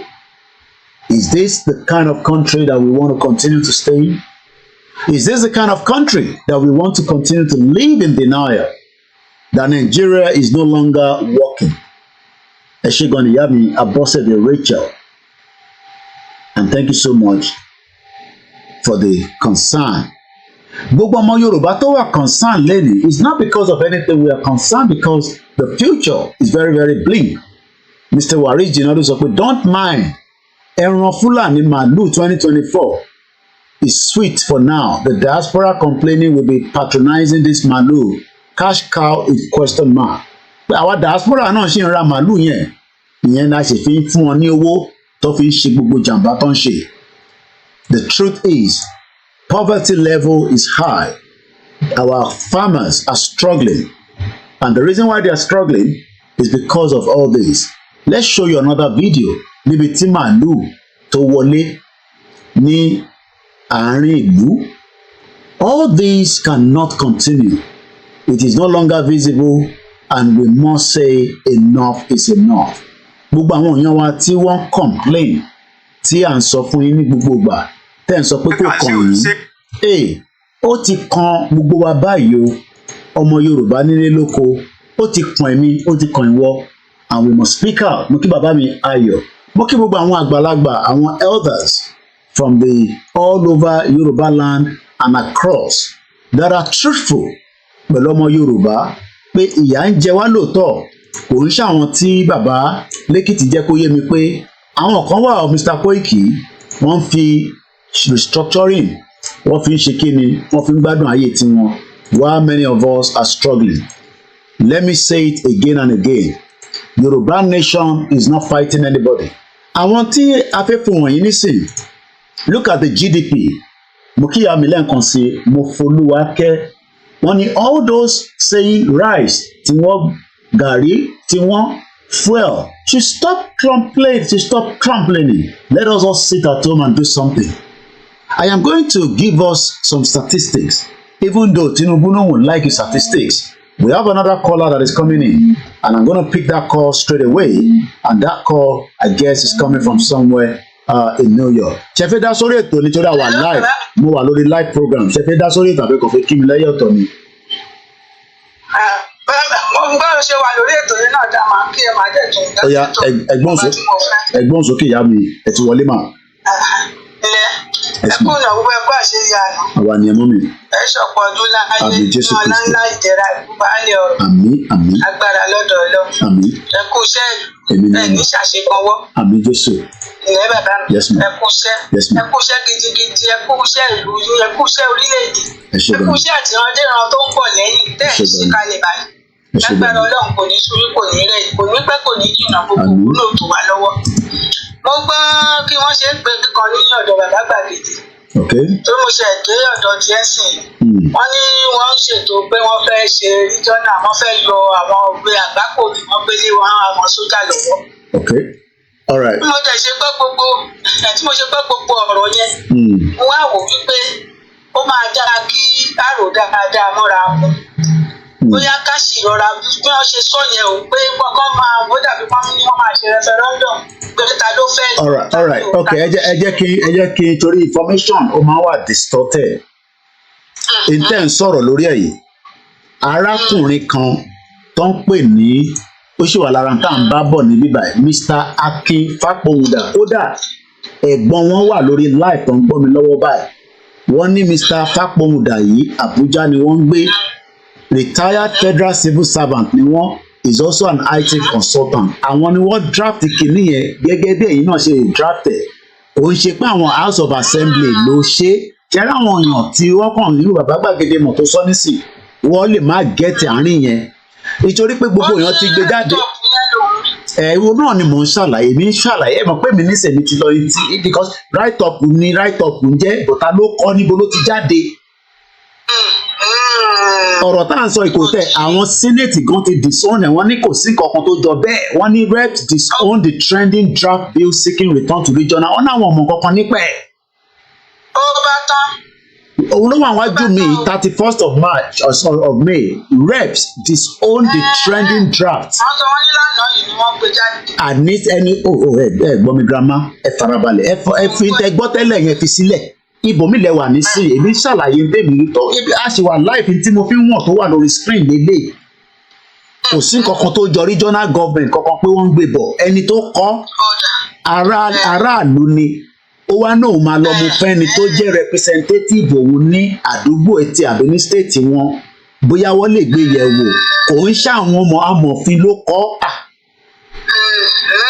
ìtàmọ̀fin bá kọ òun la lè máa sọ pé wọ́n ti ń ṣiṣẹ́ lé lórí irú tí wọ́n ṣe national anthem yẹn nísìn ìkànnù wọn níbẹ̀ ló propose ẹ̀ wọ́n dẹ̀ gbá wọlé wọ́n dẹ̀ adopt ẹ̀ Tinubu dẹ̀ sign ẹ̀ ìyẹn lọ́ ṣe change ẹ̀ èyí tẹ́ ń sọ yẹn nísìn ó dàbí ta ti ń sọ bọ̀ náà láti jọ ìtàwọn kan ti ń sọ bọ̀ because restructure wọ́n kọ́ sọ yẹn wọ́n ò ń ṣe náà ṣe eléyìí náà nísìn gbogbo èèyàn tó sọ nísìn àwọn tó kà nísìn wọ́n lọ ta ló kọ́ ni ká kọ́kọ́ béèrè ta ló kọ́ ṣé inú house ni wọ́n ti kọ́ ni. Ó ń ṣe inú house àná òun lọ ti sọ níbí àníkẹ́ forget ní tẹ́tí gbọ́ lọ́hùn ibi ìbá ilé wà nísìn. Wọ́n náwọn ọ̀nà kankan nípẹ̀ òun lọ ti kọ́ síta ẹ̀ reps wọ́n náwọn ọmọ kankan nípẹ̀. Torí pé tó bá fọwọ́ sí bí bishop ṣe sọ tẹ́lẹ̀ náà ó níbi tó máa já sí náà but ó lè ní wọ́n mọ̀ pé ìyẹn máa dá nǹkan oríṣiríṣi tó máa mú mùdùmùdù jáde. So bó ṣe jẹ́ nìyẹn so bọ́rọ̀ yẹn ṣe jẹ́ nìyẹn grandma ẹ ṣé gan ni mà thank you so much. Àmín. Lágbára Ọlọ́run àkókò bọ́rọ̀ gbogbo gbìyànjú bàbá àgbàlagbà bàbá tó ti dàgbà tó ti dògbó gan tó sì wà lórí ìdààmú pé àní òun fẹ́ kíran òun ó bọ́. Lágbára ewu àti bẹ̀rẹ̀ ayé ẹ̀ títí wá débi tó dé yìí tó jẹ́ pé ẹkú tó sun náà nìyẹn Ọlọ́run á bá wa ṣe. Gbogbo àwọn tí wọ́n ń lọ bá pé ikọ̀ ti wà lẹ́yìn ẹ̀ràn wà lọ́wọ́ lágbára Ọlọ́run àtàwọn ọmọ kéékèèké àtọ́mú tí wọ́n bí tí ò rí mú jẹ́. Lágbára gbogbo àwọn èèyàn lórílẹ̀‐èdè yẹn pẹ̀lú payín kékeré tí wọ́n wà yìí Ọlọ́run á bá wa dá sí. Gbogbo èèyàn mi kan láàárọ̀ yìí ó ní orílẹ̀‐èdè yìí payín kékeré ó ní ẹ̀ṣẹ̀ ti pọ̀ jù kó má parọ́ fún mi. ó lẹ́sẹ̀ tí kò ní bẹ́ẹ̀ náà sọ bẹ́ẹ̀ bẹ́ẹ̀ lọ́dà sílẹ̀ ojúmọ́ ìdí aláìṣẹ̀ àti sọ yẹn bọ̀ láti jẹ́ ọwọ́ ọ̀dá wa lóhùn fún ọlọ́run pa. oníyẹn ló bá bí yẹn jẹ́. èmi yẹn láti sọ bọ̀ láti jọ ìpínlẹ̀ tó jẹ́ kó fọ́pọ̀ jù bẹ́ẹ̀ lọ ní pé kò sí kókó òfin òtófin kálukú kọ́kàn ṣe tó tẹ́ lọ́rùn ní àwọn aṣòfin ṣe tí wọ́n gbogbo wọ́n kàn ṣe bàlàbàlà ní gbogbo ìṣáàlọ̀rọ̀ fún wọn. mọ̀ pé ọlọ́run lálágbára tó kù ní gbogbo ọlọ́run ànáwó agbára. ẹ ṣé gan ni grandma, thank you so much. mo kí gbogbo ẹ̀yin olólùfẹ́ wa gbogbo wọn náà ló ń gbọ́, ẹ ṣé gan ni. And let me make this clear because Mr. K. Benson, they are testing the microphone. This bill that everybody is working with, it is not a bill. It is written by Mr. Akin Fakpomuda. Mr. Akin Fakpomuda, according to what I digged around his own, and this is his website. I hope the website is still functioning, because I wanted to know who among the Senate or House drafted the Mukiyawa Sherifat Agbabiaka, Mr. Moses Olarinoni. I think Tinubu has got so much to do if he truly loves himself. The part of the military base should be moved down to Lagos and Ibadan in case the Khaki boys attempt for a coup. And I have already said that a very long time ago.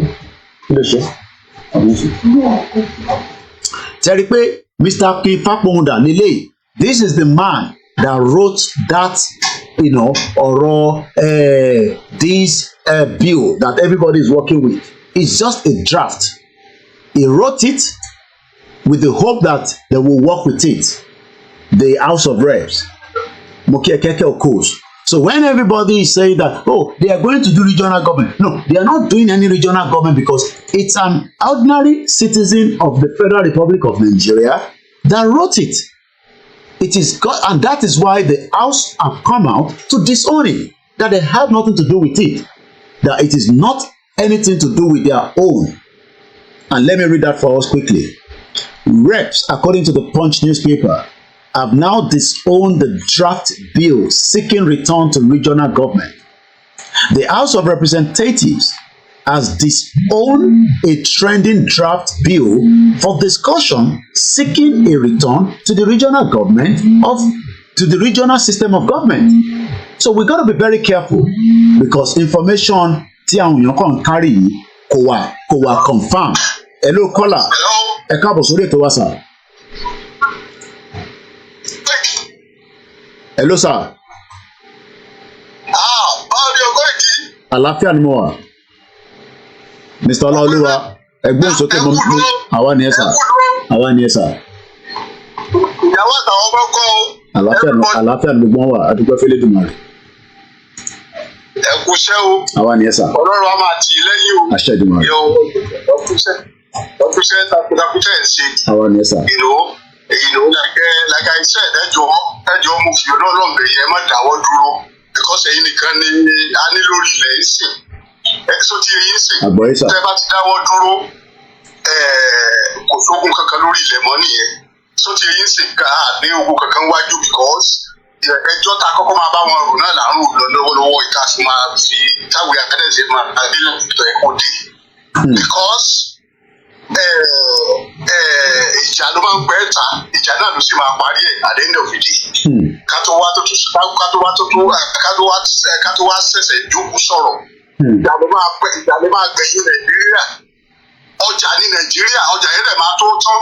Ẹ̀jẹ̀ ká máa tì wọ́n lẹ́yìn lọ, ẹ̀jẹ̀ ká máa wò bí wọ́n ṣe ń lọ yìí. Fúnra ara wọn náà máa kọ́kọ́ fọwọ́ ara wọn tẹ́ra wọn. Tó ti eyín sí ojú kòkòrò àwọn pípò yìí. Àwọn kírímínà tí ẹ kóra ọjọ́ sórí political space ní Nàìjíríà yìí, ojú kòkòrò wọn náà máa da Nàìjíríà wò fúnra ara wọn. Sọ ti eyín sí. Ẹwò bí ti mú àwọn tó bá wọn bàlá. Wọ́n àgbẹ̀bẹ̀ linguist. Because the truth of the matter is this. Lórí ọ̀rọ̀ Bill 10 sọ. Bẹ́ẹ̀ni sá. Lórí ọ̀rọ̀ Bill 10 sọ pé tí wọ́n sọ pé Mr. Moda. Bẹ́ẹ̀ni. Pé ó kọ National Assembly. You understand? Bẹ́ẹ̀ni. Àwọn pípù yìí wọ́n kì í ṣe ẹran rírọ̀. If a member of National Assembly okay, ẹni sọ̀rọ̀ dáàdi. He's not going to Mr. Papomunda is not even a member of House of Assembly. He's just an ordinary citizen.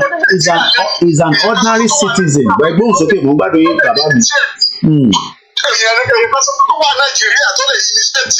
Process yẹn lọ́wọ́lọ́wọ́ báyìí òun ni Tinubu can write executive bill to the National Assembly.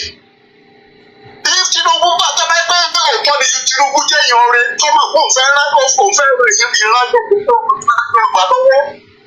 Tinubu can send executive bill to the National Assembly wọn bí yàrá yẹn anybody dá in both the houses. Láti máa ṣiṣẹ́ lórí yẹn executive bill from the government and from Tinubu. He can draft that one. You understand? Yes, sir. To say this is the decision. I mean, okay, I want Nigerian people to sit down and bring out a new constitution for themselves. Because Nigeria they can go people how read the constitution máa dàbí ẹgbẹ́ Ọlọ́run ló gbé constitution yẹn kalẹ̀. Kẹ́sì àwọn group kan lójúkòó constitution yẹn ni. Bẹ́ẹ̀ni sá. In 1999, 1997, 1998, tí ó fẹ́ kọ́kọ́ constitution yẹn. Ṣé àwọn afẹ́nifẹ́re tàbí àwọn àgbàgbà Yorùbá ṣé wọn ò fi kẹ́tù ṣẹlẹ̀ ní táìmù yẹn ni? Gbogbo táìmù yẹn nígbà tí wọ́n fẹ́ prepare constitution yẹn nígbà tí wọ́n ti mọ̀ pé Abacha máa kú. Because èmi tí mo sọ̀rọ̀ yìí, I was very close to the vice president that time. You understand? Àgbọ̀yé sá. During the time of Abacha. Alright? Now, nígbà tí wọ́n máa ṣe process in 1999 execution. Wọ́n ti mọ̀ pé Abacha mọ́. But what I is that Abacha came for her to move on. Abacha gbọ́dọ̀ kú and then Abiola gbọ́dọ̀ kú because lè fi kọ́lẹ̀ ẹ̀gbọ́n méjì. You have to kill two of them. Two of them died. They kill Abiola and they kill Abacha as well. You understand? Yeah. They kill two of them. Now, ta ló kàn tó yẹ kó jẹ head of state in Nigeria? General Diya. What they do? Wọ́n mẹ́tò ọ̀gbẹ́ gbogbo àwọn officers tó wà àwọn senior officers tó jẹ́ Yorùbá. Ní táìmù yẹn, wọ́n parọ́ kúkú mú wọn. Ṣé Yorùbá ṣe kúkú rẹ̀ kọ́ Yorùbá báwọn dìtẹ̀ kúkú rí Nàìjíríà? Ṣé Yorùbá ṣe kúkú rí? Àgbọ̀yé bàbá. And that is why nígbà tí wọ́n sọ̀rọ̀ kúkú yẹn, you see General Diya was able to tell Abacha. Nígbà tí kọ́kọ́ bẹ̀rẹ̀ mítì yẹn tẹ́sí mítì yẹn General Diya fún Abacha wọ́n o. Torí nígbà tí wọ́n ṣe mítì yẹn kọ́rọ̀ yẹn tó di kó délẹ́kùn yẹn nǹkan méjì náà ṣe fún ẹ̀ ṣe mítì yẹn lé lórí. Ṣé pé nígbà tí wọ́n pe ògbó mítì yẹn wọ́n ṣe corruptions àti ìjọba máa hand over. Tí wọ́n máa gbé táwọn agbẹ́kọ́lẹ̀ tó máa lọ tó máa hand over fáwọn àwọn ìgbé. Náà kí ló ṣẹlẹ̀ jọ yẹn gbogbo àwọn Haúsá pẹ̀lú àwọn yìí rákàdédé náà ṣe fún Abacha pé kó kárí ọ̀ lórí ọ̀rọ̀ máa ń gbà. Bẹ́ẹ̀ni yàtọ̀ ọ̀rọ̀ kan fún mi. Òun jọ yẹn o tó bá di sọ́sọ́sọ́ de òun á bọ́ aṣọ tòun lẹ̀. Bẹ̀kí má sọ̀rọ̀ ọ̀rọ̀ títì. Ìjọba ẹni ìjà ti bẹ̀rẹ̀ láàrin Abacha àti Diya. Wọ́n lè make sure nígbà tí Abacha ti ń pa Abacha tàbí Abacha kú àwọn Haúsá make sure pé gbogbo Yorùbá tó jẹ́ ọ̀gá tó lè rọ kókò lẹ́yìn Abacha wọ́n make sure pé wọ́n parọ́ kókò mọ́ wọn General Adisa, General Ọlárẹ̀wájú, General Diya àti bẹ́ẹ̀ bẹ́ẹ̀ lọ. Wọ́n parọ́ mọ́ wọn. Irú bàbá ńlá náà ni. For example, níjọ́ tí ẹ lọ sílé Ìgbòho, níjọ́ táwọn wèrè yìí táwọn kírímìnà yìí lọ sílé Ìgbòho. Nígbà tí ẹ débẹ̀, ẹbí ẹ sọ wá ní àwọn àgbọn tó pọ̀ tí ẹ ní Ìgbòho kò sí lé. Ṣé Ìgbòho kò ìbọn sílé ni? You understand? Àgbọ̀yé sà. Gbogbo àwọn ọ̀rọ̀ yìí, irọ́ ìgbìmọ̀ àti ẹgbẹ́ ẹ̀sìn parọ́ yẹn ló ní àwọn ọmọ wọn ni. So, dáàbí bẹ́ẹ̀ ni pé Yorùbá kí Tinubu bá lọ́pọ̀ nífẹ̀ẹ́ Yorùbá. Kó máa gbọ́ bá a ṣe sọ lọ́wọ́lọ́wọ́ kó máa kájọ bí àwọn síbi kankan kó máa parọ́ fẹ́ẹ́ bọ́ọ̀dì. Kó kó executive bill sí National Assembly. Ọ̀rá yẹn jókòó. Ká gbé àwọn èèyàn jókòó. Ká pé àwọn èèyàn máa dìbò bí wọ́n fẹ́ẹ́ lé àwọn èèyàn tó fẹ́ sí òfin tuntun Nàìjíríà. Adáni sọ̀rọ̀ fún ẹ̀fẹ́ fún ọ̀gá fún mi jókòó. Fọ́sọ̀pọ̀ wà bẹ̀ lọ́wọ́ ara wọn yes or no. Ṣé ẹ fẹ́ gbé papọ̀ wà bẹ́ẹ̀ gbé papọ̀? Tẹ́lá ti sọ pé ẹ fẹ́ gbé papọ̀ ẹ bring new constitutions within the next 6 months. You understand? And this constitution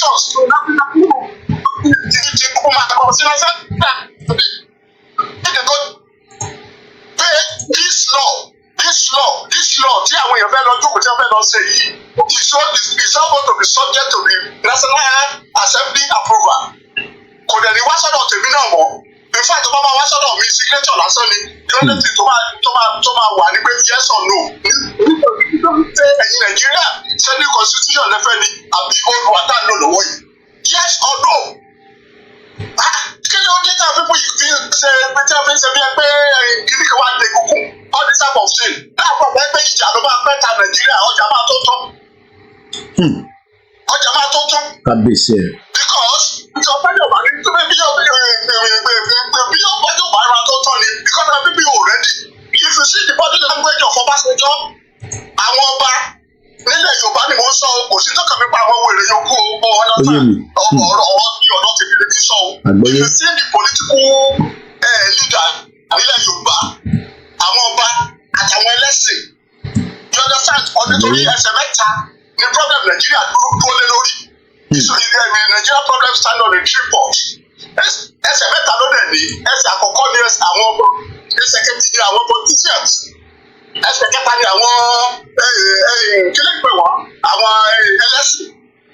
Àwọn ẹlẹ́sìn yẹn ló wá lé because àwọn ẹlẹ́sìn yẹn ló máa yan àwọn ẹsẹ̀ méjì yòókù. So therefore religion is the number one problem of Yoruba land in Nigeria and that is why kọ́lọ̀ fún wa ní Yorùbá nation gbà tá a bá ti gba Yorùbá nation a ní láti díjú there is going to be a radical reform lórí àwọn ọba àti àwọn ẹlẹ́sìn tá a bá mọ̀ pé a ní wọ́ọ̀sì ju Nàìjíríà tàbí bẹ́ẹ̀ kúrò lọ. That's a fact. That's a fact. There must be radical reform because tá a bá gba Yorùbá nation is going to be a republic. Tó pé òun kálukú ló máa fọwọ́ sí pé abẹ́ gbogbo wa la máa jọ sọ pé iye àwọn tá a máa yìí. So then we need to see that láti sọ̀rọ̀ lórí àwọn ọba àti àwọn ẹlẹ́sìn àti ẹ̀sìn méjèèjì most especially Christian and Muslim. You understand? Because the truth of the matter is this if ìlú tí Christian àti Muslim and Christian ìlú tí àwọn méjèèjì bá ti fẹsẹ̀ múlẹ̀ 50-50 àwọn èèyàn ọbẹ̀ máa pọ̀ ní bẹ́ẹ̀rẹ̀ tí wọ́n fi kú. That's a fact because if you look at Nigeria now look at the religions ẹ jẹ́ ká bára sọ tọrọ because mi ò like irọ́. Now if you look at the value that Islamic pass to Yoruba people and the value that the Christian pass to Yoruba people Koiki can you proud of that? Sáwọn ẹlẹ́sìn yìí gbọ̀ngàn ní fún àwọn bàbá ẹlẹ́sìn gbọ̀ngàn tó ní ìjẹ̀sìn gbọ̀ngàn can they proud of that? Fálù yẹn náà lẹ́nu pàṣẹ sí ilé ẹjọ́ wọ́n àwọn kílẹ̀ korúkọ ẹ̀ àwọn Tinubu àwọn ọba gbogbo àwọn ọba yẹn values àwọn náà pàṣẹ value sórí àwọn ọba yẹn pàṣẹ value sórí àwọn politicians yẹn. Look at us. Yoruba naturally we are born to be brilliant at this. Ọjọ́ Nàìjíríà ṣé ìgbésí ayé láwa nìkan ni ṣé ìgbà Yorùbá wáyé ṣé àwa wáyé láti wá sí Nàìjíríà kúri. Ilẹ̀ wa Nàìjíríà Yorùbá land Ọ̀yọ́ state alone ó tóbi ju gbogbo ìkúfẹ́lẹ̀ tí gbogbo ilẹ̀ Yíbò ni. Alright? Àtúntò ìwọ̀n wá gbogbo nǹkan tá a ní. Wọ́n á pọ̀ epo wa, wọ́n á pọ̀ góòdì wa, wọ́n á fa gbogbo nǹkan tá a ní gas wa everything.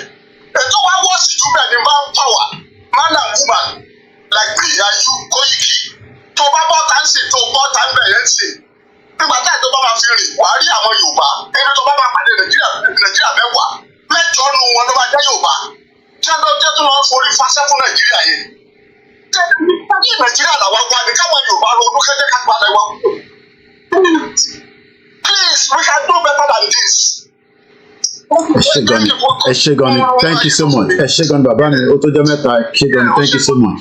Mo kí bàbá mi tó pè tán mo kọ́kọ́ dúpẹ́ lọ́wọ́ ìyá mi tó ní happy birthday money àwọn náà sọ pé àwọn náà máa dá sọ̀rọ̀ contribution with a super chat you will celebrate more years with peace of mind happy new month as well and thank you for the hard work. Mo kí gbogbo ẹ̀yin tẹ́ ń darapọ̀ mọ́ wa wọ́n ní brother mi Oyèkánmi Julius Fápọ̀hùndà, wọ́n ní brother Akeem Fápọ̀hùndà is a former adviser to the IBB government. Okay, so he's just ordinary citizen, but well established in the Nigeria of today. He was a former adviser, Shegoni, for giving us that update, because somebody also put out something. Ifeanyi Mole, thank you so much. The number to the studio is already pinned down. In case you want to call into the program, you have the right to do. Mr. Adeki Benson already said, Akeem Fápọ̀hùndà is gangs of the Fashola and Co. Is the one that wrote this bill that everybody is running with right now. Bill Tenri. He wrote it. He's not a member of House of Assembly. Neither is he, thank you so much, Ifeanyi Mole, neither is he a member of the Senate present today. Mr. Waris Jinodune, the Constitution in what language? No bill for the foreign language or English. Mokiba Bami Ola, Mr. Olaoluwa, tí wọ́n pè tán nísìn. Okay, ẹja lọ sọ́dọ̀ bàbá wa Kẹ́hìndé, àwọn náà ti pè. Mo kí gbogbo ẹ̀yin tẹ́ ń darapọ̀ mọ́ wa tí a jọ ń ṣètò yìí. Ọlámilékan Zobo ní Nigeria is no more working and he can never work again. The only solution is to divide the country. Okay, ó dà ń pé 9 yẹn kàn ring mi bẹ́ẹ̀ wá pè padà because bí agbáfẹ́ ń pè lẹ́ǹkan Mr. Ọláolúwa wà lórí ètò. Mo máa kí gbogbo yìí grandma, so mo bẹ̀ wá. When people are saying that, oh, there is now going to be a regional government, this for me is also a kind of a distraction, because number one, àti mọ̀ nísìnyí pé Mr. Fápọ̀hùndà tá à ń sọ yìí, brother wọn wà lórí life wọn gbọ́ mi lọ́wọ́ báyìí, wọ́n ní Mr. Fápọ̀hùndà fúnra rẹ̀ Àbújá ló ń gbé. Àwọn lọ́kọ́ is a tọ́bẹ̀dẹ̀ sọ pé nǹkan propose èmi máa ń like ẹ jẹ́ ká lọ wo English dictionary. So let's first look at the English dictionary of proposal. A plan or suggestion. Wọ́n kàn suggest ní gbogbo ẹni tẹ́ bá ṣe marriage ẹ̀ ń propose náà kẹ́ tó ṣe ìyàwó yẹn ni. So arákùnrin tí à ń pè ní Mr. Fápọ̀hùndà yìí, àpò wọn síkú, àpò wọn fàìsàn. I don't know him and I don't have any reason to know him. But he wrote something and everybody has taken it as if that, oh, gbogbo wọn ti gbà nínú house. Àwọn house dẹ̀ ti jáde nísìn, wọ́n láwọn ọmọ kankan nípẹ̀. Ẹ ṣé gan ni Mr. Moses, wọ́n ní it is true talk and God will bless that our dearest brother for the words of wisdom. Mr. Gbenga Kọ́láwọlé mo kí ẹ. Àròlé Odùduwà ó ní exactly. So he's just an ordinary citizen. Ṣèbí ariwo yẹn làwọn tí wọ́n ti ń pabọ̀ láti joy. And I just want us to see his face, even though I have now been told by even the brother, ẹ̀gbọ́n wọn wà lórí life, wọ́n wọ̀ mí báyìí. Àwọn lọ́jọ́ kí n mọ̀ pé Àbújá ni bàbá yìí wà. Mr. Gbenga Kọ́láwọlé ní, what is the way forward now for Yoruba self-determination? Nigeria is gone. The way forward is to first prepare the minds of our people that we got to exit. And let me show you that Bashir Ahmed, ẹ̀rántí Bashir tó ṣiṣẹ́ fún Buhari sí bàbá olórí burúkú Ahmed Bashir, ṣé Ahmed ló ń jáde?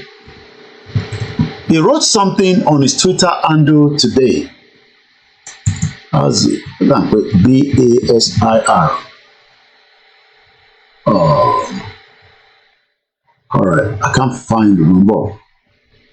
Màá wá jáde nísìnyí. Ẹ jẹ́ ká fìyàn sílẹ̀. Let's break something in first while I look for that. So I want us to look at this video I'm gonna play now. I'm gonna play video in this thing, and I want to put so many things surrounding that video.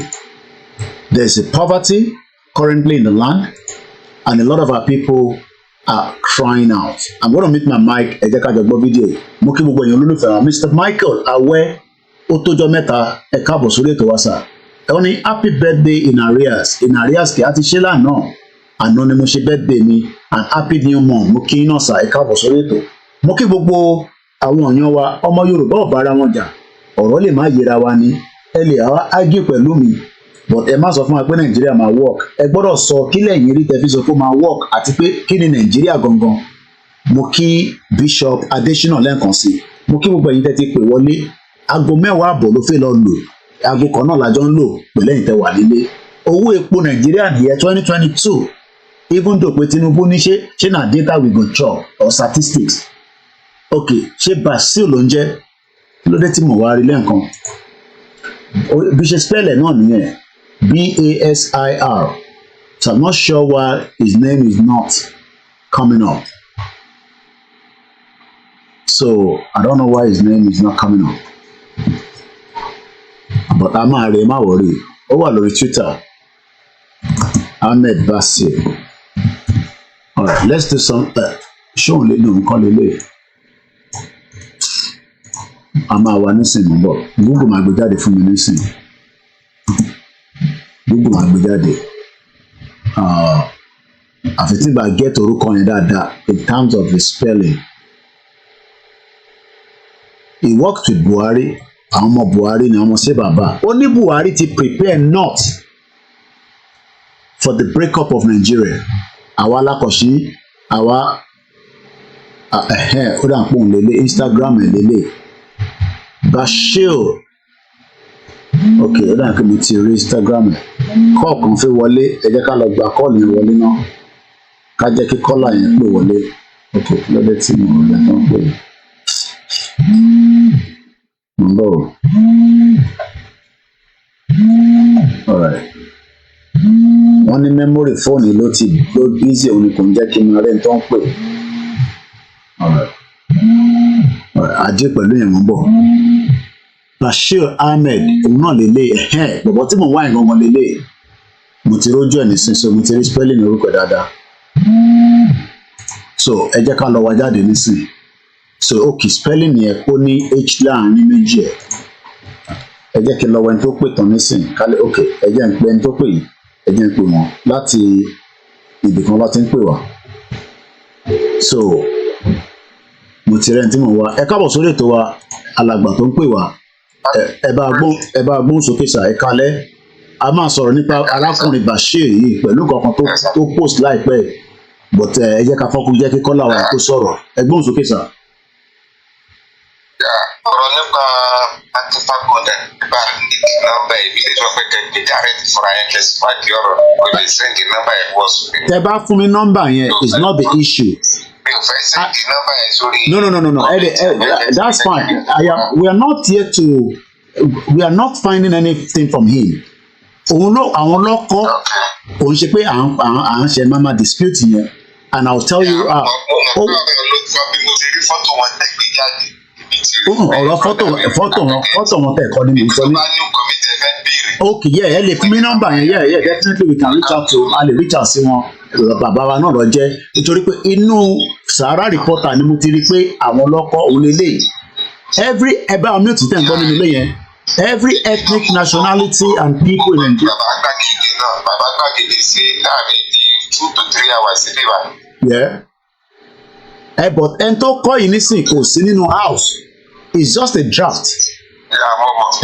So and now ìyẹn làwọn senator yẹn ṣe ń dìsọ́nà pé kò sí kankan tó kàn án pẹ̀lú ẹni tó kọ́ yìí ó kọ́ bí ordinary citizen ni.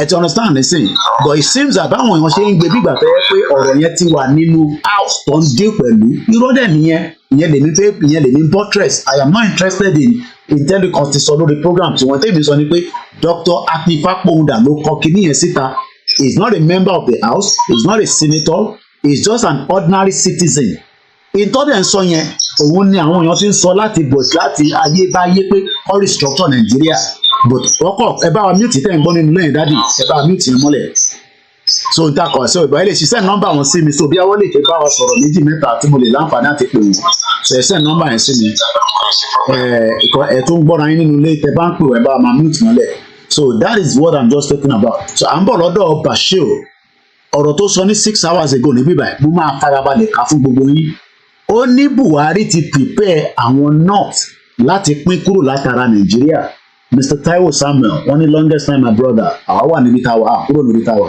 bẹ́ẹ̀ ilẹ̀ lọ káàkiri tẹ̀tí ọ́zù lọ. Mr. Simple Rhyme, God bless Mr. Koiki. Preparation, emphasis, many still don't understand what Nigeria means. Wọ́n mọ̀ tí Nigeria mean, wọ́n kàn parọ́ ni.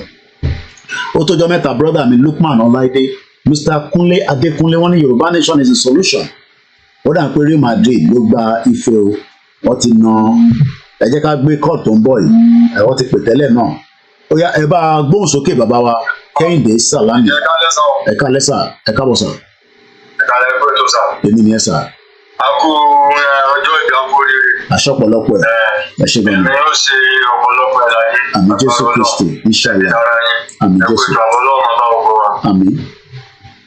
Èmi náà ń fẹ́ sọ̀rọ̀ lérí gbogbo ojú àwọn èèyàn sọ ni. Ẹ bá gbọ́n sókè. Àwọn tí wọ́n ń sọ̀rọ̀ látòní Ọlọ́run ẹ jẹ́ kí gbogbo aká sọ̀rọ̀ náà. Àmín Jésù. Ọ̀rọ̀ gidi náà ni gbogbo wọn sọ. Ẹnu kankan tẹ́lẹ̀ fẹ́ sọ lérí ọ̀rọ̀ ilẹ̀ wa orílẹ̀-èdè Yorùbá. Ní wípé Nàìjíríà ò lè ṣiṣẹ́ mọ́ o. Ọlọ́ọ̀bá gbọ́ láyéláyé kò sí ẹni náà tó lè rí Nàìjíríà tó ṣe mọ́. Tó ṣe pé kì í ṣèmi nìkan ni mo máa ń sọ, gbogbo àná lájọ máa ń sọ. Torí wípé kódà kò sírò nǹkan tá a lè dáwọ́ tó, kò sírò nǹkan tá a lè bá àwọn bàbá yìí sọ, wàhálà wọn lè yí padà. Wọn à lè gbọ́ láyé torí ó ní àwọn kankan tó wà nídìí gbogbo nǹkan tí ń ṣẹlẹ̀ yẹn tí wọn fi fẹ́ ṣe kankan tí wọn fi dá wa lóhùn. Ní kankan wádìí rẹ̀.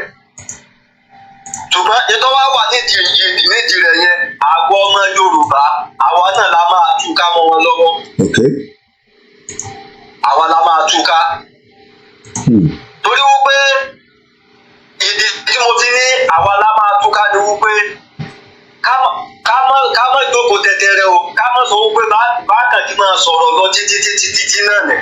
Because tẹ́ ẹ ní ìjà tá ń jà yìí lásìkò nígbà tí Buhari ẹ wò bá a ti take action tó bọ̀ lásìkò tó ti wá tó wá jẹ́ pé ẹni tá à ń pè ní bàbá tiwa tí ò jẹ́ ẹ̀sìn kankan lé lérí àsìkò yìí gangan làwa ìran Yorùbá la gbọ́dọ̀ tó gbégbèsè ju ìgbà tí Buhari yẹn lọ. À ń gbọ́ yín sàn. Àsìkò yẹn tí wa tó wà bẹ́ẹ̀ yìí la gbọ́dọ̀ gbégbèsè gidi ju ìgbà tí Buhari yẹn lọ. Ìdẹ́mi retí láti ẹjọ́ ìlú pé wọ́n yá rálì lè tó máa bẹ̀rẹ̀ láìpẹ́ yìí bọ̀ tẹ̀ mi ò rí nǹkan kan tó jẹ mọ́ báyẹn. Torí wípé àwa sẹ́rí ẹlẹ́jẹ̀ pa ọ́nà ìjẹ bàbá sẹ́rí ìdí ẹ̀fẹ́ sọlẹ̀ Yorùbá dà ọlọ́ọ̀bá ń gbọ́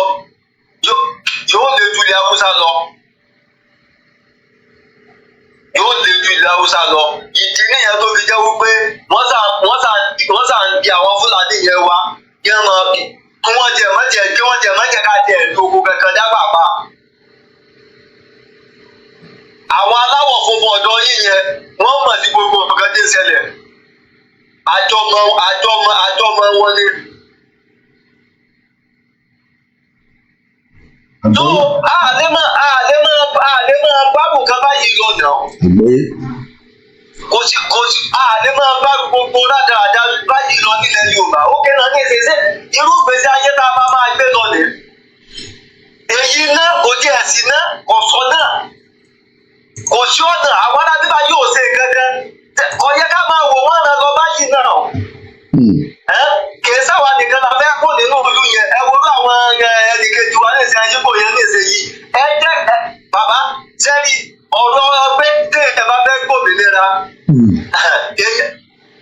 téèyàn bá fẹ́ gba òmìnira èèyàn kan kí n tó tójú kan náà kí èèyàn kan máa tójọ́ ẹ mẹ́jẹ̀ kí n parọ́ tẹ̀yẹ jẹ ẹ jẹ́ ká àwọn ará bíbá ìṣẹ́lẹ̀ mi máa sọ kankan mọ̀ máa ń pè sórí program àwọn èèyàn dáadáa mọ̀ dẹ̀ máa sọ pé ẹ̀yin tẹ́ ẹ̀ máa ń bú àwọn Ìgbò òpònú níyé kódà wọ́n sẹ́rí èèyàn sọ pé wọ́n gbé jù wá lọ o sẹ́rí ẹni tí wọ́n gba òmìnira wà láì báwọn ará bíbá yìí ṣe é ṣe báwọn tí máa ṣe ti wọn nù ẹni tó fẹ́ gba rẹ̀ lẹ́ǹkó nínú oko ẹrú. kí ló dé nígbà tó ṣe iye tó yẹ kẹ́ ẹ ṣe fún wa ẹ̀ ṣe jẹ́ tó ń ṣe pé inú ibi náà gbé ní orílẹ̀-èdè kan àti ṣe orílẹ̀-èdè kan àti ṣe kankan náà. àwọn kan ní wá kó wa papọ̀ ìgbà tí a sì dá wọ́n tún fi déètì sí wípé tọ́ba tó gbà báyìí o tọ́ba tẹ́yìn lọ́rùn mọ́ láti gbé papọ̀ mọ́ ó kálukọ̀ náà lọ́lọ́ rẹ̀ ẹ̀rí sí wa. ó ké náà lè ṣe yìí níta afẹ́kẹ́ ẹ̀ṣẹ̀ kankan bẹ́ẹ̀ a kan pariwo ní ẹ̀ẹ́dá wa ló tó a ní àdáná àṣẹ náà ẹ̀rí wà wípé kí ló wá dé tẹ́ fi wá fẹ́ mọ tẹ́ fi fẹ́ mọ gbógun jù wá. ẹ̀rí wà tó kàn bàbá kí wọ́n bá wa gbé ìgbésẹ̀ gidi gbogbo ẹ̀rí yẹn wípé tó bá tó ìgbà bá yọ tẹ́ bá fẹ́ ṣe papọ̀ mọ́ tó ẹ̀yẹ túká irú gbogbo àwọn ẹ̀rí yẹn jẹ́ lọ bá wa àtẹ̀jẹ̀ kalẹ̀ sáwọn àjọ àgbáyé jẹ́ bá wa èmi mọ̀ pé wọ́n ti àtẹ̀jẹ̀ gbọ́ kí wọ́n tó bá wa gbìyànjú kí wọ́n lọ rí wọn fún ogun kan yẹn gé àti fẹ́ lọ. tó ìgbésẹ̀ táwa náà bá mọ̀ bá a lè gbé ẹ̀jẹ̀ pé ẹ̀jẹ̀ ká lè máa gbé ẹ̀jẹ̀ ká ró jáde ẹ bá báwọn bàbá wa gbọ́ pọfẹsọ Bánjí Akíntóyè sọ̀rọ̀ bàbá mi ti Sunday pé bá a bá sọ̀rọ̀ torí àmọ̀gbẹ́ táwọn yẹn bá sọ̀rọ̀ ẹ ti máa bá a sọ fún àwọn ọmọ Yorùbá àti wọn máa tirálẹ̀ gidi àwọn onígbọ̀n tá a fi jà ṣùgbọ́n ẹni tó bá dojú ìbọn kọ wá ìbọwọ́ rẹ̀ làwọn náà gbà táwọn náà fi ṣe lọ́sẹ̀. tó ẹ sì máa sọ fún gbogbo àwọn jẹ́wọ́ àdàkúlé káàkiri àwọn Fúlàní ẹ jẹ́ ká gbé ìgbésẹ̀ gidi bẹ́ẹ̀ àbá mi ká máa lé àwọn Fúlàní ká máa lé wọn nílé ìkúlé láti wákàtí ọ̀wọ̀ yìí lọ kẹsẹ̀ wọn máa balẹ̀ níbi kankan ní gbogbo ilẹ̀ Yorùbá. ẹni tó bá wa sọ pé kí ló dé tá a fi ń lé wọn ẹni tó bá sọ pé kí ló dé tá a fi ń lé wọn àwa abílẹ̀ rẹ̀ wù pé ṣé kí wọ́n máa pa wá ni táàdù jẹ́ rí nínú gbogbo wọn ṣé kí wọ́n máa pa wá ni à ń gbé nǹkan wọ́n fi màálù jẹ sáwọn dẹ́rù rẹ̀ mọ́ nílùú wọn. ọ̀dọ́ ọmọ Yorùbá mélòó tí wọ́n ti mú ní ilẹ̀ Haúsá gbogbo ọwọ́ ajíyàn gbé o tàbí ó kó nǹkan ó kó ọlọ́ọ̀bá ogbó Haúsá Fúlàní jẹ́ nílẹ̀ Haúsá ó dẹ̀ mélòó. àbọ̀dọ́ ọmọ Yorùbá náà jẹ́ mú ilẹ̀ Haúsá gbé bóyá tẹ́rọ́rìsì ni wọ́n Boko Haram jẹ́ kó àwọn tẹ́rọ́rìsì jẹ́ wá kó ọmọ Yorùbá mọ́ tó ṣẹlẹ̀ rí. àwọn tí wàá mọ ìgbàgbàkúgbà láàyè ẹ jẹ́ ká ṣe pàdé pé ṣébi aláàánú olórí àwọn Yorùbá nation ní stéètì kọ̀ọ̀kan káàkiri gbogbo ilẹ̀ Yorùbá ó wà l'Ọ́ṣun ó wà ní Ìbàdàn ó wà ní Èkìtì ó wà lórí Ọ̀yọ́ ó wà Ìbàdàn ó wà ní Ògùn stéètì mọ́ra wọn ẹ bá wa mọ bẹ́ẹ̀ ni bá wa ṣe ìpàdé méjì pẹ̀lú wọn. bàbá mi àwa náà lè jáwó a máa lọ gba láṣẹ̀sì káwọn ọba tí wọ́n bá wa tọwọ́ gbọ̀wé kí wọ́n sáìn rẹ̀ ọba tí wọ́n bá wà láwọn olè sáìn rẹ̀ lábẹ́ àmọ́ òwe yẹ alábọ̀dé gidi gẹ́gẹ́ ní wájú ọgbẹ́ ẹ̀ nífẹ̀ẹ́ lẹ̀ Yorùbá a lè jáwó táwa náà máa ra bí àwọn mọ́tò bí kọ̀ọ̀kù kéékèèké tá a gbé fáwọn tí wọ́n máa sọ gbogbo gbogbo káàkiri gbogbo stéètì kọ̀ọ̀kan lẹ̀ Yorùbá ló ní abúlé káàkiri náà àwọn olórí jẹ́jẹ́ wà stéètì kọ̀ọ̀kan gbogbo lẹ̀ Yorùbá kì í sàn nìkan náà ní à ń ṣe tó gbogbo àwọn jẹ́wà stéètì kọ̀ọ̀kan lẹ̀ Yorùbá gbogbo náà ni wọ́n máa abúlé káàkiri tó bá ṣe pé tìyẹn ni tírú rẹ̀ bá ṣẹlẹ̀ tán èmi gán lè wálé èmi máa wá abúlé kiri kọfẹ́ sákúlé tèmi ọ̀fẹ́ mọ̀tẹ́ ní gbogbo lẹ̀ Yorùbá because èmi ń dàgbà ṣoko dáadáa nígbà tá a fi máa ń ṣe spọ́ọ̀tì káàkiri gbogbo lẹ̀ Yorùbá làwọn máa ń ṣe spọ́ọ̀tì lọ tó èmi máa wọ epo tí mo bá ń dáwọ àwọn bí àwọn abúlé àwọn oríko káàkiri ọmọ bá yà wọn yẹn lẹ́nu gan. ẹ ṣe gan bàbá wa tá a bá lè gbé ìgbésẹ̀ yẹn ká yan àwọn elétò ààbò káàkiri gbogbo lẹ̀ Yorùbá káàkiri éfò gan kó máa yàn lábúlé a máa wọn lórí a máa jáde àwọn ará abúlé á yan olórí láàrin wọn á sì bá wọn ṣe pàdé tó á yan àwọn tí tó ṣe wípé ọmọ ajé àwọn ọlọ́dẹ náà lábúlé yẹn káàkiri tó a máa ní WhatsApp group pẹ̀lú wọ́n máa ní WhatsApp group tí nǹkan kan bá ṣẹlẹ̀ ní abúlé kan tàbí tó ṣẹlẹ̀ nínú stéètì kan tó inú WhatsApp group yẹn ni wọ́n ti sáré bára wọn sọ̀rọ̀ wọ́n ti sáré lọ pàdé bẹ́ẹ̀ tó eléyìí tá a bá ní gbégbèsè yẹn ẹni tó sọ pé kí ló dé tẹ́ ẹ ti ṣe ògbélé yìí níbo gan tó bá jáde níta alẹ́ dojú kọ bá gan kíkọ́ pé ẹ̀tọ́ wa iná làjà sí. gbogbo ń tẹ́tí sọ pátá ẹ ṣé gan bàbá wa Kẹ́hìndé torí àsìkò gbogbo ń tẹ́ sọ pátá òun náà ni àti gbọ́ àwọn tó dẹ̀ ń ṣètò ìrìn àjò yìí bí a ti ṣe mọ̀ gbogbo ọ̀nà tá a fẹ́ fi lọ òní pé kó má dìjà bó bá máa tẹ̀ dìjà náà kí ó ní ọ̀nà tó máa fi di ìjà yẹn. So ẹ ṣé gan ni fún àsìkò tí ẹ fi bá wa sọ̀rọ̀ torí 10 minutes yẹn náà ẹ ti deliver as much of the message which is very very brilliant. Kàmádé gba ara wa ní àsìkò torí ọ̀pọ̀lọpọ̀ àwọn tó sì fi pè wọlé iṣẹ́ ọ̀dẹ̀ tí tàn lórí program. Mo kí gbogbo alẹ́ nǹkan sí bí ẹ ti ṣe ń wọlé. I say good evening and welcome to the lecture room where we deliver a very in-depth analysis. Kọ́lá tó pé tán in-depth analysis náà lọ fún wa on the way forward ọ̀nà tá lè gbà. A ti wà ní calm down 14 more days until the President Bola Tinubu would have to respond back to the letter that was sent to him by the Yoruba Self-Determination Office under the leadership of Professor Adebanji Akintoye and Dr. Chief Sunday Igboho and Otunba Demola and the rest of them. But let's come back quickly to something I've been preparing, to show us. There is poverty in the land, but yet, video ten wo tí à ń play lẹ́ǹkan yìí, this video, àwọn màálù tó ń jókòó yìí, eléyìí ń ṣẹlẹ̀ Yorùbá, but it's happening somewhere in the southeast. You can see that the cows are being fed by somebody hard-earned money. Mr. Akinremi Rati Mokibuwe, Mr. Idowu Michael, gbogbo wa ni máa ń rí kọ́mẹ̀ntì yìí bọ̀ mọ́ láyé kàsíta ìṣègùn ni wọ́n ní láṣẹ Èdùmàrè Yorùbá Nation is definitely no going back. Shout out to those of you on the mixed LR. Mr. Ogumolani, they are slaves to the British and the Fulanis. And you also went to say NLC is another government agent. Àwọn wèrè oníbàjẹ́.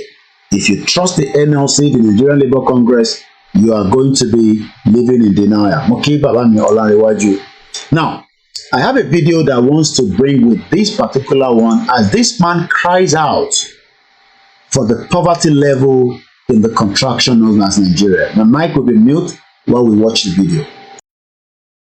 Kazeem Hussein, olú ti sú wa, eku òkè bí eku mọ́, ẹyẹ òkè bí ẹyẹ mọ́, gàrí la mú sá èmi àtàwọn abí mi àlè jẹ ráìsì mọ́, ẹ̀wà náà ti wọ́n. Gàrí ọ̀gá ti di 1-2 ó ti sú mi orílẹ̀-èdè ti sú mi báyìí kọ́ ni wọ́n bá tẹ́lẹ̀ gbogbo àwọn tí wọ́n ní ọ̀la yìí ẹ̀kọ́ ọ̀fẹ́ ni wọ́n ka o ẹ̀kọ́ Awólọ́wọ̀ wọn ka àlérán mọ́ sùkúù mọ́ ayé yín ò dáa ó ti sú wa o wọ́n bá wá nǹkan sí i àti forítì ẹ rí i pé orí mi gan ti pa ó ti sú wa o orílẹ̀-èdè wọn bá wá nǹkan ṣe sí o ráìsì ti di gàrí ti 1-2 mo tún gbọ́ pé ráìsì ti di 80,000 àpò wọ́n bá wá nǹkan ṣe sí i. Tá a bá tún abẹ́ epo bẹ́ẹ̀ epo 580 680 700 là ń rà kí ló dé kí la ṣe àwa akórópè gbogbo ẹ̀pọ̀n ní òun mọ̀ gbóná lálẹ́ tá a mọ̀ fomi wẹ́ẹ̀tì ẹ̀ pẹ́pẹ́ kan ò mọ̀ lànà àní rí kankan epo náà ní ń gbà lọ owó sukùl bíìsì àmọ́ mi ò rí san báyìí. That is the pain of the poverty level of our people. Now, ẹ jẹ́ ká tún wá wo fídíò yẹn with the Fulani attacks on our farm. Bàbá ilé ti lóko tẹ́lẹ̀ rí kó tó di pé kò wá ṣoko mọ́ kó tó di pé ó dẹni tó lọ́n wa kóró pé tí gbogbo ìsàlẹ̀ ń gbóná tó ń fomi wẹ̀tẹ̀ lálẹ́. Mo kí gbogbo àwọn mọ̀lẹ́bí mi káàkiri gbogbo ibi tó bá wà. Mo kí gbogbo ẹ̀yin tí ẹ̀ ń ṣọjọ́ bí ní oṣù yìí àti oṣù tó ń bọ̀ títí di December. Once again, mo kí bàbá wa alànà Professor Adebanji Akintoye, the man that saw tomorrow. Ẹ jẹ́ ká tún gbọ́ fídíò yẹn lẹ́ẹ̀kan sí i.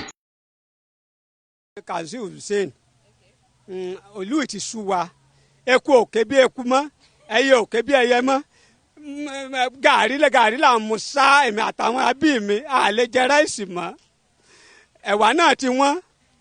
Gàrí ọ̀gá ti di 1-2 ó ti sú mi orílẹ̀-èdè ti sú mi báyìí kọ́ ni wọ́n bá tẹ́lẹ̀ gbogbo àwọn tí wọ́n ní ọ̀la yìí ẹ̀kọ́ ọ̀fẹ́ ni wọ́n ka o ẹ̀kọ́ Awólọ́wọ̀ wọn ka àlérán mọ́ sùkúù mọ́ ayé yín ò dáa ó ti sú wa o wọ́n bá wá nǹkan sí i àti forítì ẹ rí i pé orí mi gan ti pa ó ti sú wa o orílẹ̀-èdè wọn bá wá nǹkan ṣe sí o ráìsì ti di gàrí ti 1-2 mo tún gbọ́ pé ráìsì ti di 80,000 àpò wọ́n bá wá nǹkan ṣe sí i tá a bá tún abẹ́ epo bẹ́ẹ̀ epo 580 680 700 là ń rà kí ló dé kí la ṣe àwa akórópè gbogbo ẹ̀pọ̀n ní òun mọ̀ gbóná lálẹ́ tá a mọ̀ fomi wẹ́ẹ̀tì ẹ̀ pẹ́pẹ́ kan ò mọ̀ lànà àní rí kankan epo náà ní ń bá a lọ owó school fees àmọ́ mi ò rí san báyìí. Impediment to Yoruba development is the impediment to Oodua development. Without Nigeria, we won't be where we are. 1962, we were far ahead of South Korea and North Korea. We were far ahead of China even. We had television before France. We had radio before South Africa. Now look at where we are today. I think it's a shame that even any Yoruba man can be talking about restructuring at this point in time. What are we restructuring? This country that is already shot to pieces? I don't think that's what we want. But they are always talking about giving Nigeria a chance. The patience of Yoruba with Nigeria has come to an end.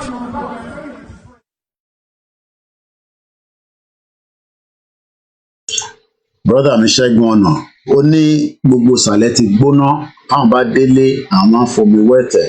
Mo kí ẹ olórí ẹbí wa Wàlátà ẹ káàbọ̀ sórí ètò ẹ bá ń kí àwọn ìyàwó àtàwọn ọmọ. Mo kí gbogbo ọmọ Yorùbá nílé, mo kí ní Canada, mo kí ní Australia, mo kí ní China, mo kí ní gbogbo African countries tí ẹ ti ń gbọ́ wa. Ẹ ti mọ̀ pé a ti wà ní the last part of the week tó bá máa fi di ọ̀la Sunday lágbára Ọlọ́run. We will end the discussion tí Bàbá Akíntóyè gbélé mi lọ́wọ́, and that is about we Yoruba have suffered abominably in the independent Nigeria, and we have decided to exit, and we are going to exit regardless of your take, regardless of whether you are angry with me or you are upset. I am not the problem. The problem is this man. He had a lot of different faces. Sometimes people say he's a dead man.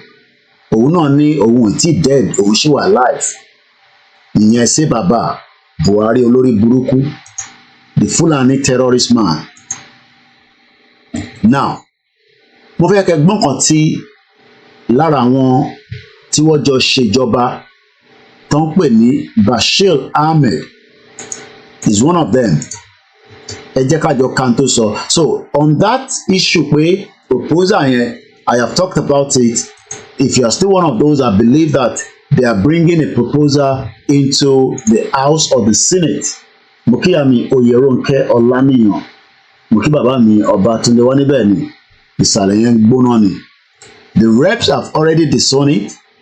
Àti find out ẹni tó kọ, bàbá yìí ló kọ, Fápóhùndà ló ń jẹ́, ẹ ṣé gan ni brother mi tó pè.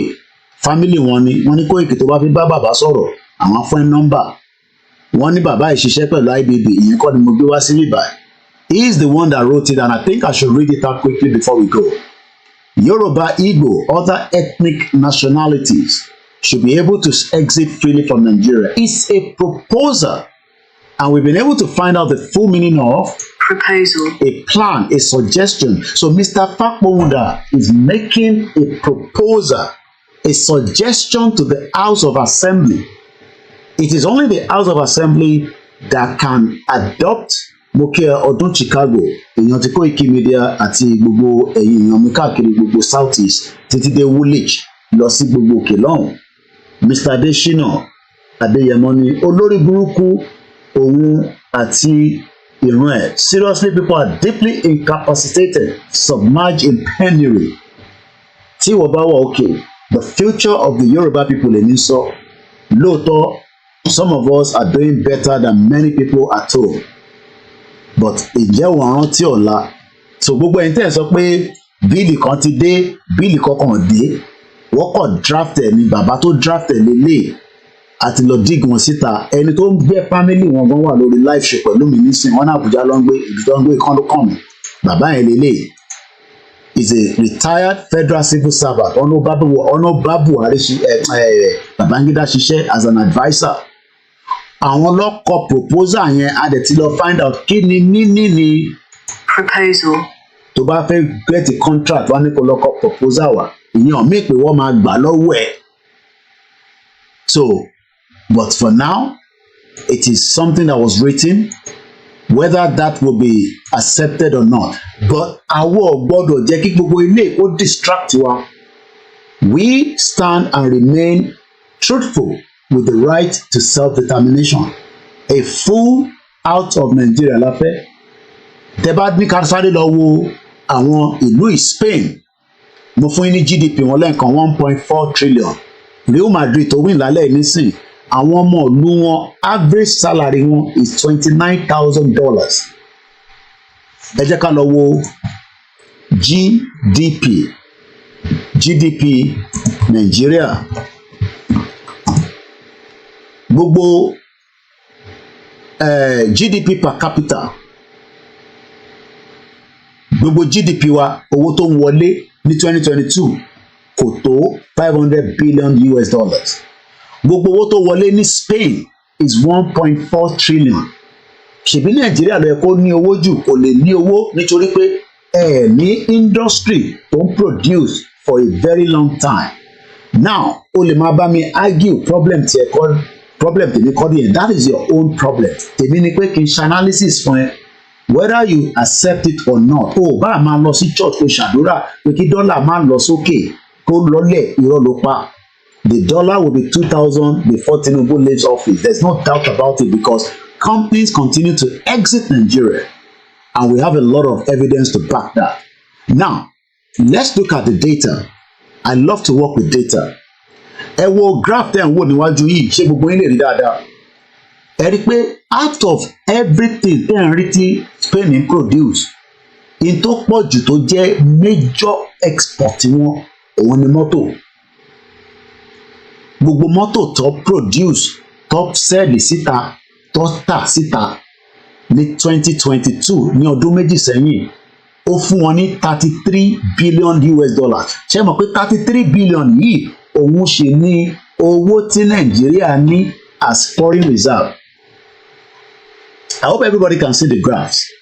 Èmi kúkú kọ́ mo ṣe, ti Nàìjíríà náà wà lélẹ̀, a máa sọ ti Nàìjíríà, ti Germany lélẹ̀. But ẹ jẹ́ ká wo ìlú kan tó ń pè ní ìlú tí kò tó 50 million. Kí ló dé tí ìwọ tó jọmọ Yorùbá tó wá ń tako Yorùbá nation?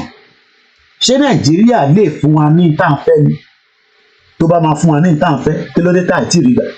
After 63 years, after 23 years of democracy, kàkà ká máa lọ síwájú, à ń lọ sẹ́yìn.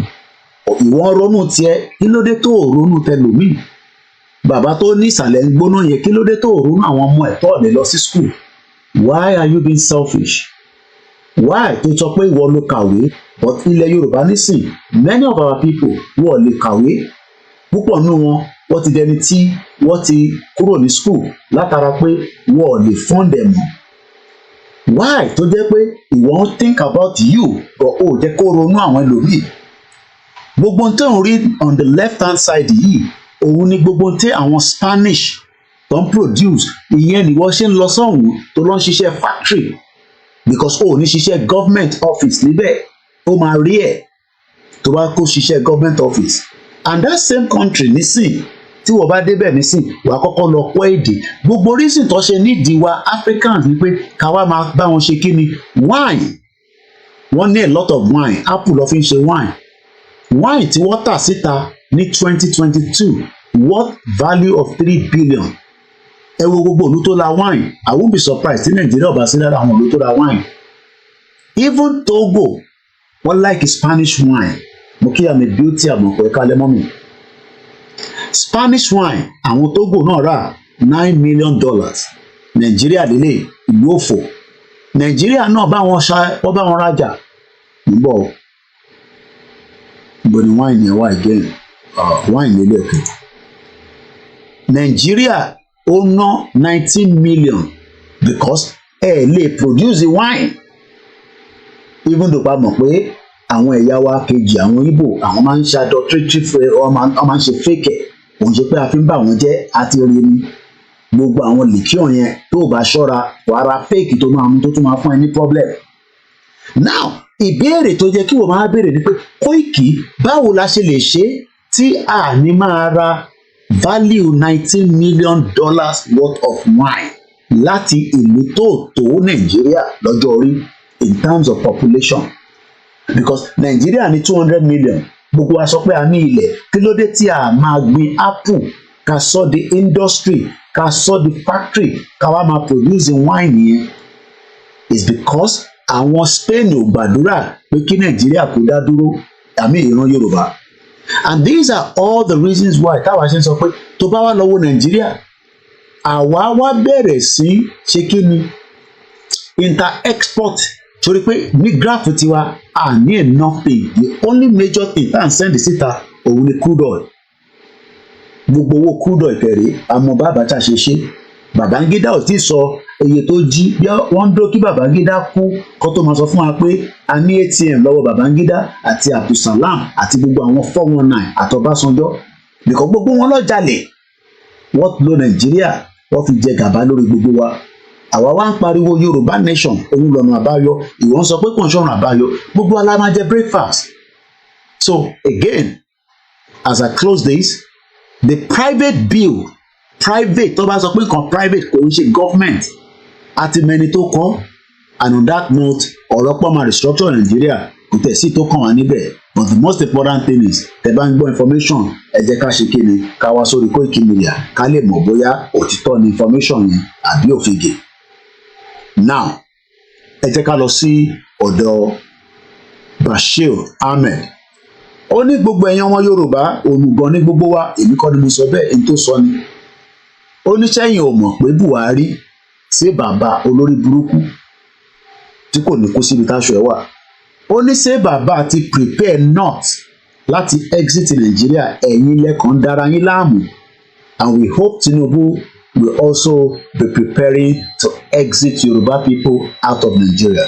How far that he will do, how truthful that is going to be, I don't trust him, but that does not mean we cannot engage it. You can trust Tinubu. He is a weaker element. And you trust him. But for now, he has to do what he needs to do as the president of the Federal Republic of Nigeria. Ẹ jẹ́ kí sáré ka ilé ìgbé yín débẹ̀, màá dẹ̀ ṣe àlàyé nínú àbàtì bá lè ṣe ní Yorùbá later. Bashir Ahmed lára àwọn ọmọ Buhari ni òun náà ti jayé tiẹ̀ just like Sabiu. So that owó tí Sabiu jí bá ṣe gbọ́ ni o wọ́n ní kódà ó ra private jet nínú ẹ̀ wọ́n ní recharge card ló ń tà ní Kánò kó tó lọ mú wá Aso Rock. Máa bú mi lórí live show máa bú òun ẹ gbogbo alájọ máa jẹ breakfast ìgbà tá a máa jẹ ló yàtọ̀ síra wọn. Buhari's contribution to the north and the nation, the focus is the north. Gbogbo tí bá kà nísìn pákádélẹ̀ gbogbo tí Buhari ṣe ní north ni ó wá ṣe kò ṣe èmi ò mọ̀ nìyẹn. But èyí tí ó lè yín sọ ni pé ẹ̀yin tí ẹ̀dá kọ̀ọ̀kan mọ̀ Buhari gan ti prepare pé bọ́ bá máa pín Nàìjíríà ó máa favour ilẹ̀ Haúsá tó ń pè ní northern part of Nigeria.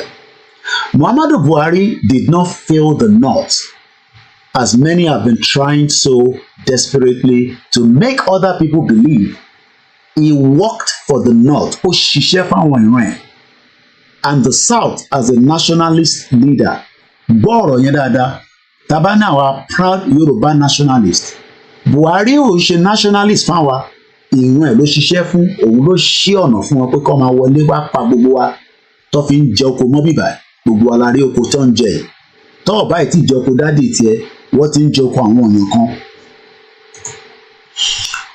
He worked for the North and the South as a nationalist leader following the emergency of a proposed document on regional government. Proposed again.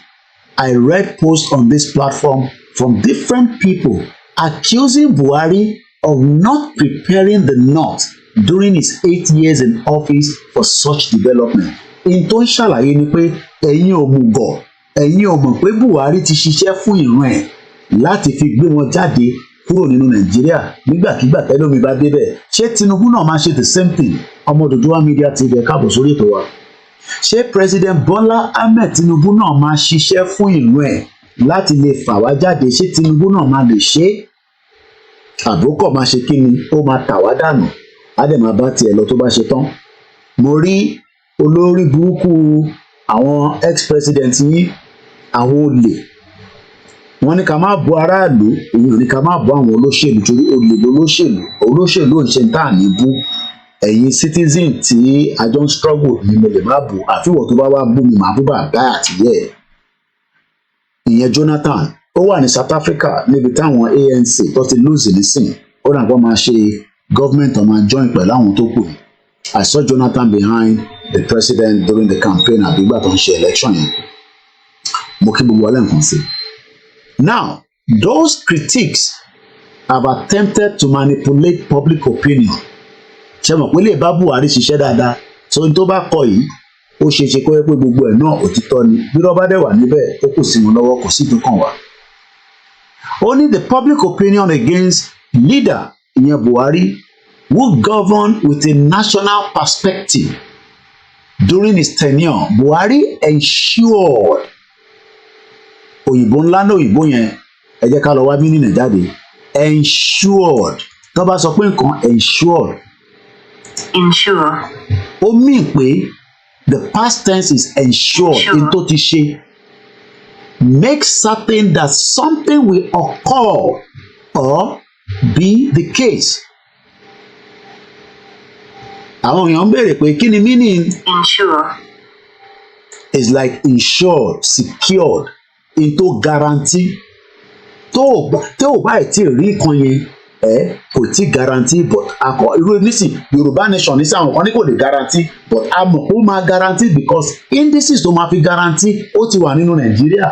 Gbogbo àìsàn tó ń ṣe Nàìjíríà pátápátá kò sí tó máa ní ìwòsàn nínú ẹ̀ tó máa fi collapse lágbára Jésù Kristi. Now ẹ jẹ́ ká padà sí bíbá ẹ̀. Ó ní Buhari ensured that the north and the south were prepared for the future advancement. Mo fẹ́ ká débẹ̀ yẹn mú dáadáa. Mo bi yín ní ìbéèrè kan ìgbà tí mo tẹ̀ tí ìrẹ́lẹ̀ ni o nígbà tí mo jáde lánàá. A bi yín nígbà tí mo wọlé náà tí mo ní kẹ́ mú nọ́mbà. Ṣé rántí pé nọ́mbà 7 èyí tó parí numbers yẹn. Ó ní is there still future in Nigeria? Ọ̀pọ̀lọpọ̀ yín ní kò sí future but Bashir Ahmed ìyẹn olórí burúkú ọmọ Fúlàní tó náà ti jalè nínú gọ́ọ̀mẹ̀ntì tó lọ tán ẹ̀. Ó ní Buhari ṣe gbogbo ohun tó yẹ kó ṣe láti prepare north àti south fún ìgbàkígbà tó bá máa pín. Kí láwọn nǹkan tí Buhari wá ṣe? Àwọn nǹkan tó ṣe pọ̀ o. Ṣé rántí pé Buhari olórí burúkú ẹ̀ ó gbé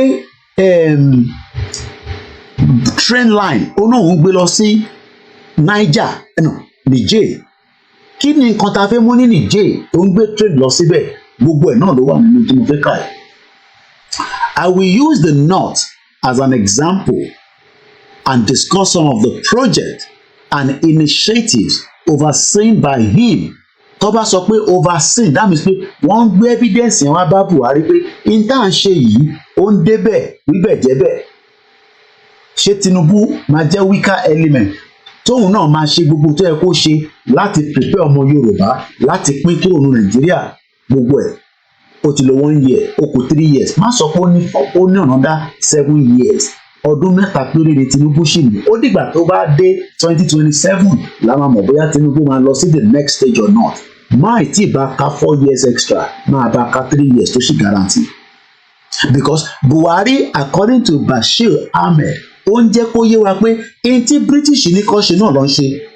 And if I go back to Baba Akintoye's words níbi tí Baba Akintoye ti bá wa sọ̀rọ̀ and I'll read it out. By doing these things, the British essentially placed a death sentence on Nigeria. Wọ́n gbé ikú lé Nigeria lórí. The Fulani were one of the Nigeria's smallest people. Ìran Buhari ìran tó ń da màálù ni wọ́n, olórí burúkú ni wọ́n bá ṣe ń da màálù kiri gbogbo Nigeria lédè. Èyí tó da màálù àwọn olè láàrin wọn tó ń establish tó ń gbé wíìtì wọlé because bá ṣe gbọ́ wọn ní Dangote nìkan ló ń gbé wíìtì wọlé. Máa bú Koiki tó bá yá wàá dájú pé n tá à ń sọ ní bíbá òtítọ́ ni torí gbogbo ilẹ̀ mọ̀ òtítọ́ but ara ń dùn ní pé àwa là ń sọ nísìn ohun Elédùmarè ló gbé wa síbẹ̀. Tí wọ́n bá lè sọ àwa tá à ń sọ yẹn ìwọ náà gbé yẹ̀wò pé ṣé òtítọ́ náà ń sọ lórí platform yìí àbí wọ́n kàn fabricated. Ṣé màálù tó ń jọko nísìn ṣé èmi ni mo lọ dọ́ọ̀tì fídíò yìí àbí ò rí pé màálù 2 mẹ́ta àbí bí 4 àbí bí 200 ọlọ́run yẹn màálù tó dà sínú oko lóko tí wọ́n lọ ṣe ranching. Ẹjá padà sọ́dọ̀ Bashir Ahmed.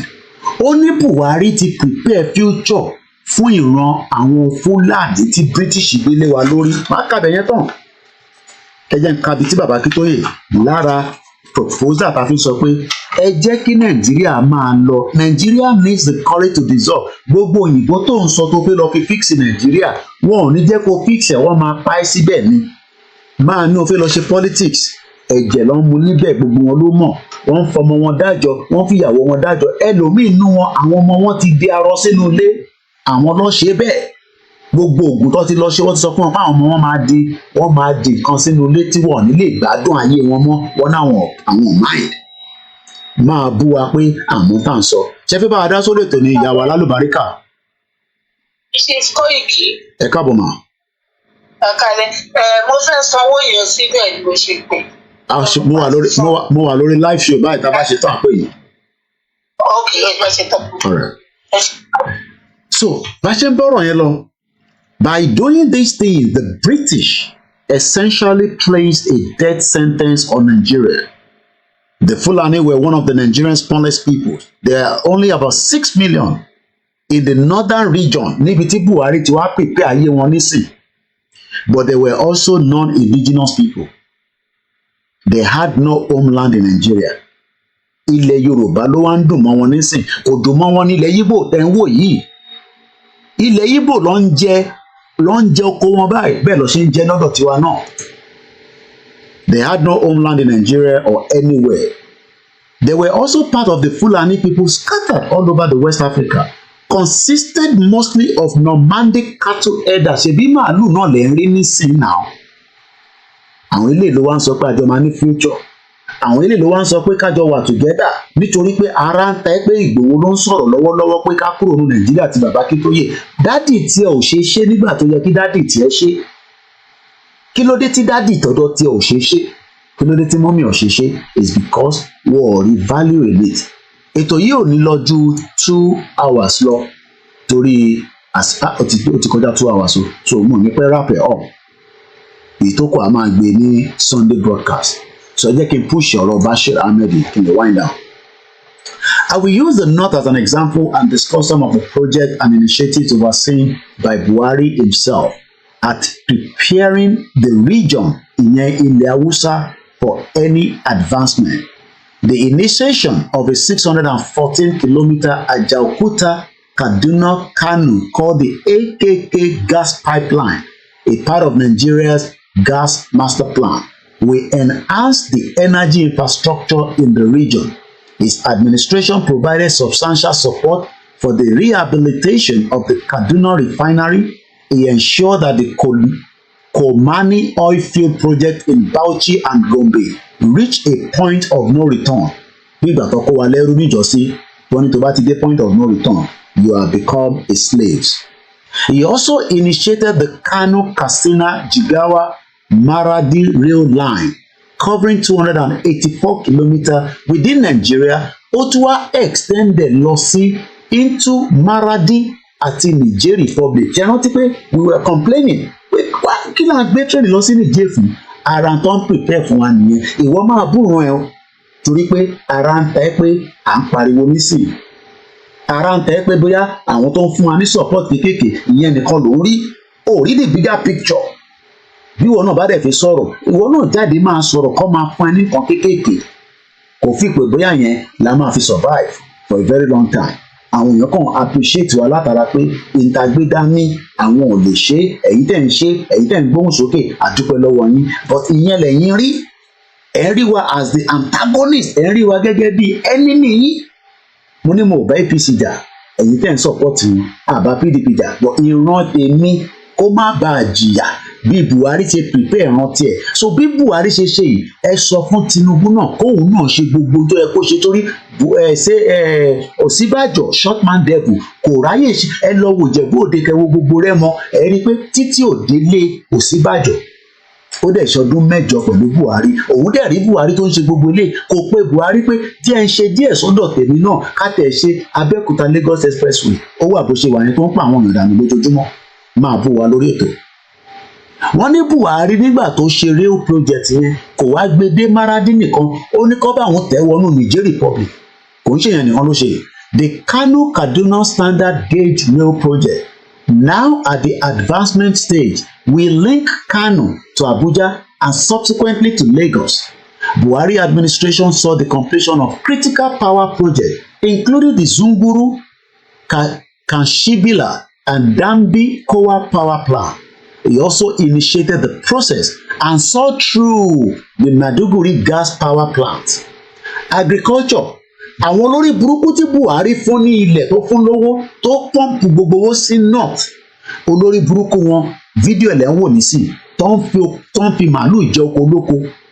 Ìwọ ní ká gbẹ́nu dákẹ́ tí a dẹ̀ mọ̀ pé wọ́n ń wọlé pa wá tí ìyàn ti wá wọlé tí bàbá ní gbogbo kórópọ̀ òun ó ti gbẹ tóun bá wọlé omi lòun fi wẹ̀tẹ̀ tí wọ́n bá ń jẹ oúnjẹ mẹ́ta ṣé gbogbo ọmọ Yorùbá ló ń jẹ oúnjẹ mẹ́ta bá ṣe ń sọ̀rọ̀ lọ́wọ́lọ́wọ́ yìí láì gbàwẹ̀ bíyàn bá tẹ̀ gbàwẹ̀ ṣé kò ní ṣínu tó bá tẹ̀ gba bíríbírí ṣé ò ní ṣínu. Why are we selfish Yorùbá people tó jẹ́ pé àárọ̀ ọjọ́ ọ̀la ilé nìkan lè lé nítorí pé o mọ èmi náà ní connection gbogbo wọn Trophy power náà ní connection a ní connection yẹn we could have make use of it àwa náà ti dolówó but we refuse to do so because not only that is what ẹni mo sọ fún gbogbo olóṣèlú pátá wọ́n gbé fáìlì mi jáde pé èmi Ọláyọmí Kóìkì o ká tó ṣe Yorùbá nation o àbí nínú Yorùbá nation o àti compromise wọ́n lè rí evidence kankan nítorí pé a compromise nígbà tí Buhari olórí burúkú débẹ̀ ní 2015 tó pèrè ní sí bàbá àwa jẹ́ gbàtà sí pé Yorùbá nation lá ní la máa compromise ìyá mi ní kí n má bú yín mọ́ ni ó yẹ kí n fèpèlé fún yín níbẹ̀ and I love my mom so much pẹ̀lú àwọn ìyàwó mi. Mo níṣẹ́ ọ̀rọ̀ Yorùbá nation mi ní last man standing máa ṣí ọkàn ẹ kúrò lára Nàìjíríà tó ń gbàdúrà fún yẹn máa mú ọkàn ẹ lé tó jẹ́ pé tó bá gbọ́ Nàìjíríà báyìí wàá fẹ́ lágò mọ́yàn lórí Nàìjíríà òfò Nàìjíríà tó èèyàn kan ló pè mí lálẹ́ yìí nísìn Ọlọ́run ló mọ ibi tó ń lọ tí mo ní ẹ má gbé gbogbo nǹkan jáde tó mọ̀ tó fi sọ èèyàn kan ti pè mí lẹ́nìí tí kò ń sọ̀rọ̀ eré ọmọ kékeré ti ṣaláìsí ibi iṣẹ́ ń bá yín sọ̀rọ̀ nílẹ̀ Yorùbá lẹ́nìí fídíò yẹn wà lọ́wọ́ mi ẹ bá dẹ̀ ní kí n kàn play audio ẹ̀ fún yín kẹ́ gbọ́ tí bàbá ẹ̀ ń sọ pé gbogbo ẹni tó bá ṣe kà í fún mo máa ń sọ pé kò ń ṣe gbogbo èèyàn ló ń ṣe kà fún yàn ọmọ yẹn bí yàrá ẹ̀kọ́ gbé lọ sí hospital tí wọ́n ní owó lọ́wọ́ ọmọ tó yẹ kó lọ sí hospital kò ń ṣe pọ́nmọ kéékèèké òkun tó ní bíbá ní 3 weeks ago àbí 2 weeks ago ọmọ 6 years old ó jábọ́ láti 15-story building kọ́nà fọ́ọ̀nù kẹ́ but the evil tẹ́yìn ọmọ Yorùbá tí à ń pariwo fún tó yẹ kẹ́ darapọ̀ kájọ gbé ètò yìí kó tètè nílọ síwájú kẹ́yìn náà lè lo initiative yìí àti expertise yìí ó máa bá wa design kankan ni ìwọ náà máa bá wa cut fídíò ni wàá máa bá wa campaign ni ó sọ pé rọ́ torí pé ìwọ náà fẹ́ lo connection ẹ̀ ó fi wá contract lọ́wọ́ government mo ní tí Tinubu wà níbẹ̀ nísìn ẹ gbádùn ayé yín dáadáa olórí burúkú Buhari náà sọ sábíù gbogbo wọn ló sọdọ lówó ẹ gbádùn ẹ súnmọ́ Ṣèyí Tinubu àmọ́ ìran yẹn làwọn ń jà fún. And I'm going to be winding down in just under 8 minutes. We will take it up from there tomorrow. So the most important thing is evidence pointed that say Baba don't put in Buhari prepared the North for any eventuality. He invested in there. He pumped money in there, even into the agriculture sector. They took advantage of everything. And we are here today saying to our Yoruba people, not that we, yes, a máa ní dispute, a máa ní misunderstanding. Olórí ọ̀rọ̀ Yoruba nation, ó jẹ́ kí gbogbo wa wà on one. But when we still have Yoruba people saying we want to fix Nigeria, we are going to fix Nigeria. Mo rí brother mi, and he's a public figure. Jamil Sanwo-Olu on LinkedIn with a brand good camera video. Let us fix Nigeria. Enjoy it as much as possible. You cannot fix Nigeria. The last time I saw you was at the Lagos Island. You will represent the governor because you are privileged. Àjọ wà ní UK nígbà yẹn kó tó di pé o lọ ṣiṣẹ́ pẹ̀lú uncle àbí brother ẹ̀ ní Sanwó-Olú because you are using the same surname. I understand that you might also fall in love with Yoruba nation but presently because ibi 13 ṣiṣẹ́ 13 14 tọ́jú yín nìyẹn l'Amẹ́ríkà lọ sí UK káàkiri. But at the end of the day, nobody can fix Nigeria, okay? Just enjoy it while it lasts. Yoruba máa kúrò nínú Nigeria. It is about when and how soon. Gbogbo wọn pátá ìkan náà lọ Kenya láìpẹ́. Fẹ́mi Adésínà tó ní wọ́n ní Nigeria ń bọ̀. Ó wà ní Kenya mú mi tọ́nà ṣe bẹ̀. There's another Yoruba guy. Very, very intelligent people. Ọ̀pọ̀ lórí X tó ń fẹ́ fix Nigeria. So ẹ̀yin sọ fáwọn pé ẹ mọ̀ ju bàbá Akíntóyè lọ. How old ni bàbá ẹ̀? Ṣé bàbá ẹ̀ ju bàbá Akíntóyè lọ? Kí ló dé tí bàbá ẹ̀ kò ṣe rí ṣe kó tó kú? So bàbá Akíntóyè at 89 ẹ fẹ́ compare pẹ̀lú àmọ́ true age Tinubu. So whatever age tó bá ń lò la kò accept. So you are expecting bàbá Akíntóyè at 89 kò mọ tó ń sọ. Bí Nàìjíríà ò fowó Nàìjíríà ò lè fẹ́ waste time. You are gonna burn and waste your time. Nígbà táwọn ṣe Second Republic, the same problem tó exist in the Second Republic òun ló ṣì ń exist in the 21st century in that criminal House and Senate as of today. And as I leave you tonight, ìbéèrè tó yẹ kó bí rẹ ni pé,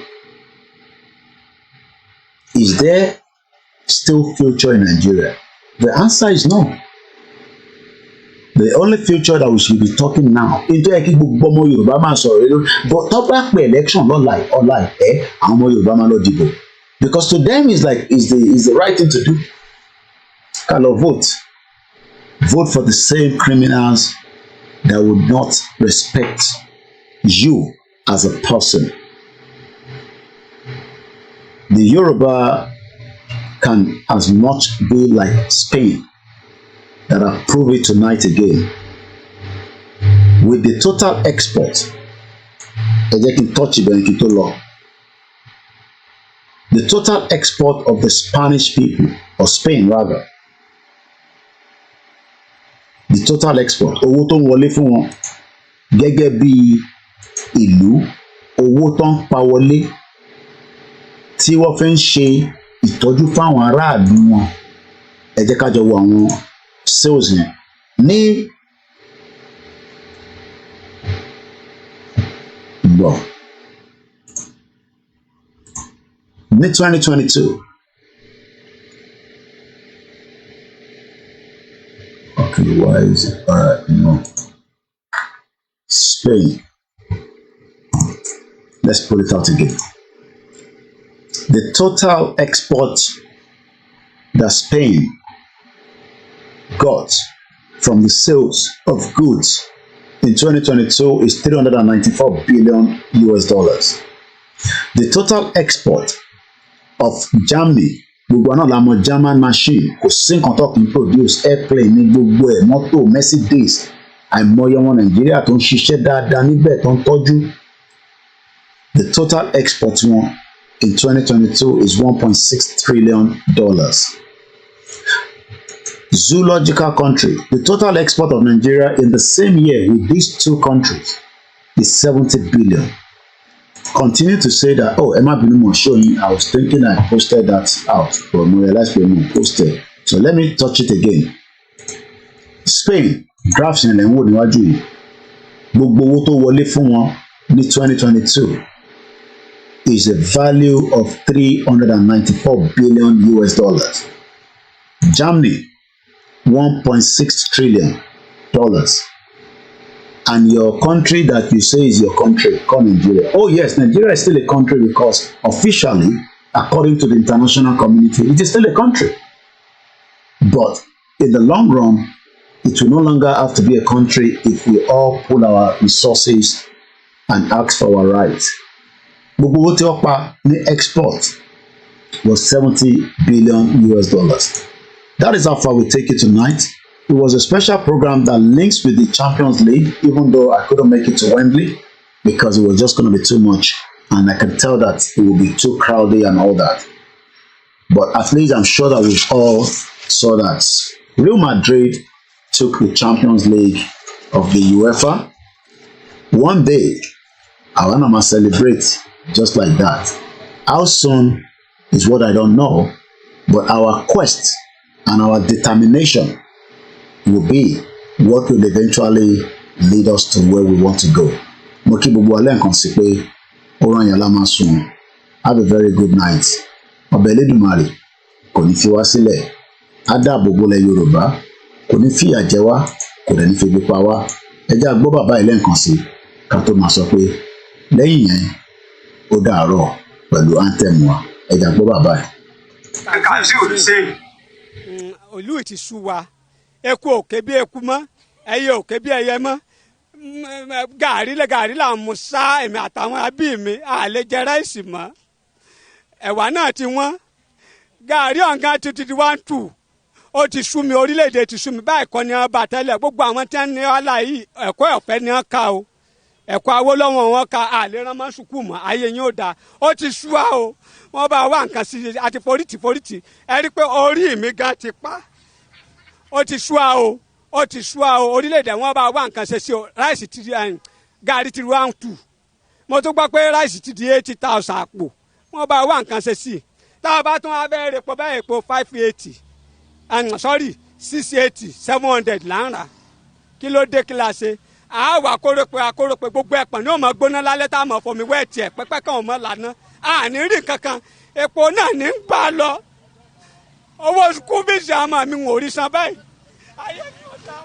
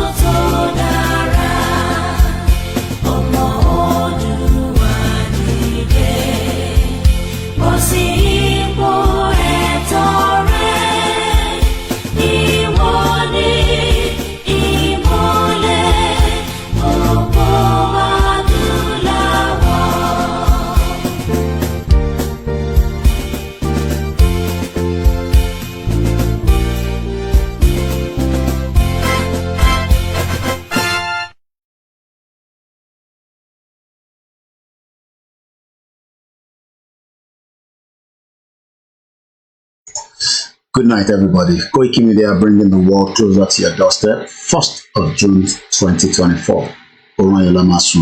Bye for now.